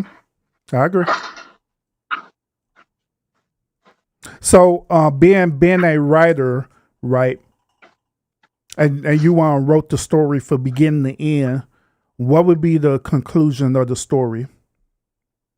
Because we know that there are certain elements for it to be considered as a story to take place, right? They have to have conflict, they have to have a climax and different things like that. Then it have to eventually have a conclusion of it. So, being a writer, what do you think the conclusion of that is? I don't. I don't always see a happy ending at the end of the road. I really don't. Now, if we're talking more so individual or the false prophet, sounds like you've been put here to get trolled at the end of the day. That's what it sounds like. Again, it sounds like God having fun playing around with his pieces on the chessboard. Mm-hmm. If he's a writer, that if he's everything, which people seem to exclude what everything means, that means good and bad. That means peace and chaos. That means positive and negative. Some people's stories are going to end up bad. Yeah, Sometimes the bad correct. guys are going to win. Mm-hmm. Sometimes the good guys are going to win. Sometimes the good guys are going to have a long road, healthy, only to get trolled by the bad guy. All possibilities, right? Yep, our possibility according to the curator. Yep, Yeah. I agree. I agree. So, like, let me ask you this question. Once again, we still sticking to the context of being a I got you. curator, a bit being a writer, right? So, by you being a writer, right, and you actually literally being the curator. Let's say that in this scenario that your characters or your story becomes sentient, Oh where they shit. become where they become aware of that there's a curator and they acknowledge that you are actually the curator. Okay. And so you then giving them these certain type of abilities and you then wrote the story as well too from beginning I'm to dead. end. Just keeping that 100, man. They about to write me off. I They don't have about to write a you off, huh? I don't have a chance. I am target number one. But I mean, at the same time, that's how people interpret this current reality with God and stuff, right? Where there's like you were saying earlier about the one experiences that you happen, and I said this what too. Everybody said that they had different experiences at life. Yeah. You know what I'm saying? So if you are aware of that, right? If you're aware of that, hey, you done created these characters, and you know that the things that you did was kind of fucked up. Let's just call it for what it is and stuff, right? And you're aware of that your character is going to revolt to you. How much more do you think that God feel about when we do that towards Him? You know what I'm saying? Where we dealt with different things in our life, and we just called it just what it is. This is fucked up. We just deal with some fucked up stuff. Yo, if because he got it depends. So I have to do this because it's realistic. I gotta say it depends just on a half and half situation for the people who believe versus the people that don't. For the people that believe, he's already got them convinced to be scared of him. So I don't know if they're gonna really be able to open up the way they want because they got to be respectful. Mm-hmm. Versus the people who don't believe, who actually do have a hint of belief, and they're gonna be bold faced. They're gonna tell it how it is to him. They're gonna just come at him. He already knows these people about to cuss him out. He already know he about to get blamed for everything now that he's actually in their face saying, "Let it out." He know he not the hero of the story, and I know how I say it, and people are going to take it, but he already knows that upon talking because it's like I left y'all with so many questions. Mm-hmm. Mm. I'm sorry I gave you a baby, but then took the husband away. We know a strength. We know someone right now, and her whole story was that she was struggling to have a child, and then she had a child. It was like a miracle, and then God took her husband away immediately. Mm-hmm. And I'm just sitting here like, oh shit. But she says she's not going to waver on her faith, at least not right now. But if she did, I would get it. And of course, that's going to be her question. She's going to want to know, Dag, I thought I was doing everything right. I'm preaching your word. I'm following everything you say. I'm literally the obedient child that you're literally demanding. And then you took my man from me. Mm-hmm. Yeah, because essentially he was a filler in a Dang, couple of episodes, right? damn. Yo. And see, if you're not a writer, you don't really get that. And it sounds bad. Like this again, you should I get why people have the feelings that they have.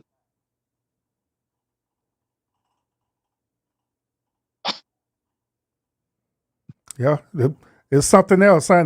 So she was like a revelation, huh? Like, how are you're not supposed to sit here and say, like, thank you, God. Thank you for finally, after 10 years, giving me my baby that I was told I couldn't have. Thank you for taking my husband away right as you did this.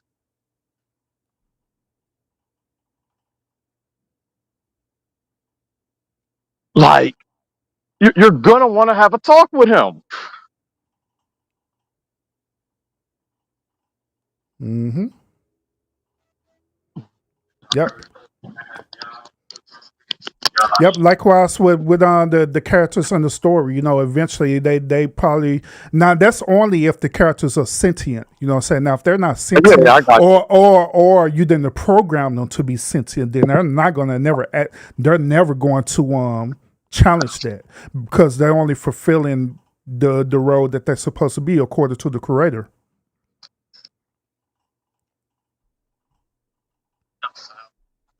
Oh, But the one thing about it, then I wrap it up.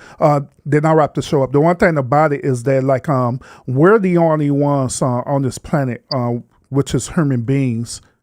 We're the only one who go through the stuff that we go through, like dealing with God, the Creator, the things that we go through in life. We don't want the one who literally deal with that. Just because we're sentient, just because we could think and all the stuff there, we could be manipulated. We could manipulated to believe in something or not believe in something, whatever. But other mammals out there, other species out there on this planet, they don't think like that. They don't be worrying about is God trolling them. They don't be worrying about if God did this horrific thing. Like horrific things happen to them all the time. Like we're walking, step on the ant. It'd be that ant moment where the ant is looking for food and we just stepped on the ant. Hell, some of us crazy as hell where we literally get a magnifying glass and burn the ant and his family up for no apparent reason because you're feeling some type of way. But yet it's still them type of species that don't be sitting up here sentient and questioning God and say, God, why did this happen to me? Why you allow this whole crazy ass giant being to do this? What you do something about it, God? Even with other animals like dogs, cats, squirrels, rabbit, animals that be hunted and stuff, right? Them animals, they don't even question it at all, too. Even like lambs and stuff, too. Like lambs, they'll literally allow humans to kill them. They'll literally lay there and let you kill them without no questions asked because they're that trustworthy with humans. You know what I'm saying? I don't know. But yet it's still they don't question God about it. They don't get mad about it. They don't tell God that you're trolling them or nothing like that. It's accepted for this is their immediate reality. Them roaches be trying to fight. Then roaches be trying to look for food unless you got them ghetto roaches. They be trying. They don't want you stepping on. They see you coming. They try to run. Mm-hmm. Now, once again, I'm not trying to not trying to invalidate people perspectives about God and why God do the things that they're doing, But I'm just giving a different perspective about it. You know what I'm saying? Dude, that's again, I'm human, and I agree. So the times that you say, every time you say that God troll, I agree with you because it is the reality of it. But I just me personally, I just came to peace with it. You know what I'm saying? Because if I'm indeed part of the story that God is writing, then there ain't much more I can do about it other than to just live my life according to the story.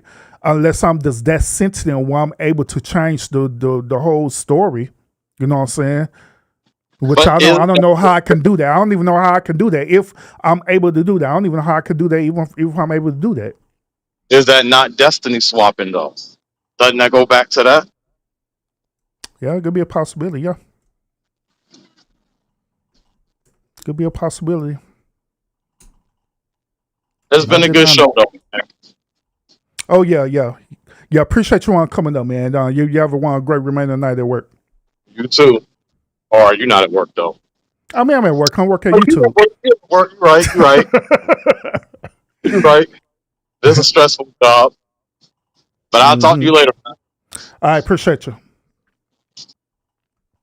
Once again, salute to everybody who tuned into the show tonight. I appreciate all the panelists that came up on the panel as well too. I do want to make this disclaimer real quick before we end the show. I don't want any other panelists to think that I was allow, any type of disrespect or anything like that, because y'all know I don't play that over here at all. Now, if I knew that it was coming to a point of disrespect, that I would have called you out right then and there. That is what I do. You know what I'm saying?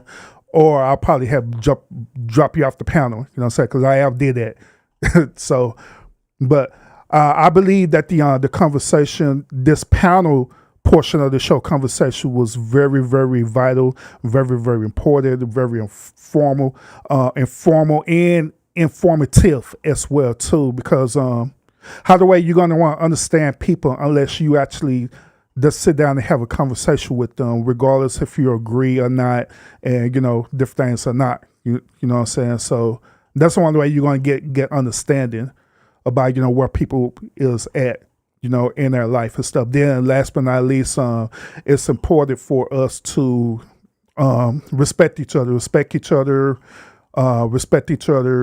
boundaries and everything like that as well too. You know what I'm saying? So overall, once again, I appreciate all the panelists that came up, that called in, that shared their perspective from not only about the show, but just talking about different life issues as well too, where it actually bring even more value to this content. I appreciate y'all so much for that. Thank you.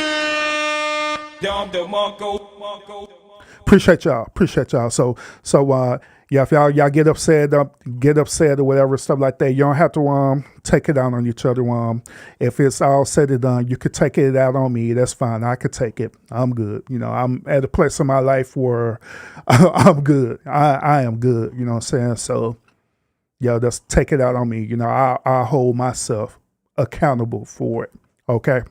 So other than that, y'all let me know what y'all think about even the second half of the show. Let me know what y'all think about that, about the things that was said.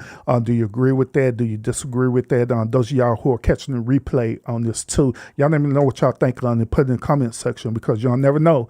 I might not see y'all comment and we'll probably have a show talking about it, you know what I'm saying? Because I have did it. So participation is very important, because I do value y'all comments. I really do. Y'all let me know what y'all think about the first half of this show. It's the 2-1. Do you agree with the topic of dealing with destiny swapping? Do you agree with that? Do you disagree with that? Y'all let me know in the comments. Have you ever experienced destiny swapping before? 2-1. Let me know in the comments your experiences behind it as well too. And what ways that you do to prevent it, what ways that you do to recognize it as well too. Let me know in the comments. You know what I'm saying? I'm dying to read about your experiences and different things that you do to overcome that. All right. So other than that, thank y'all so much for tuning into the show. Make sure y'all have y'all notifications set when I do go live again, because I'm trying my best to push out more and more topics to tomorrow. Because Thursday I'll be doing other stuff. I'll go live on Thursday, but I'll just, like I told you, I'll be doing the IRL stream on Thursday, and probably Friday too, probably Saturday, probably Sunday, but we'll see. But yes. Other than that, thank y'all so much. Y'all enjoy the rest of y'all night, and we will see y'all again on the next episode. Peace out.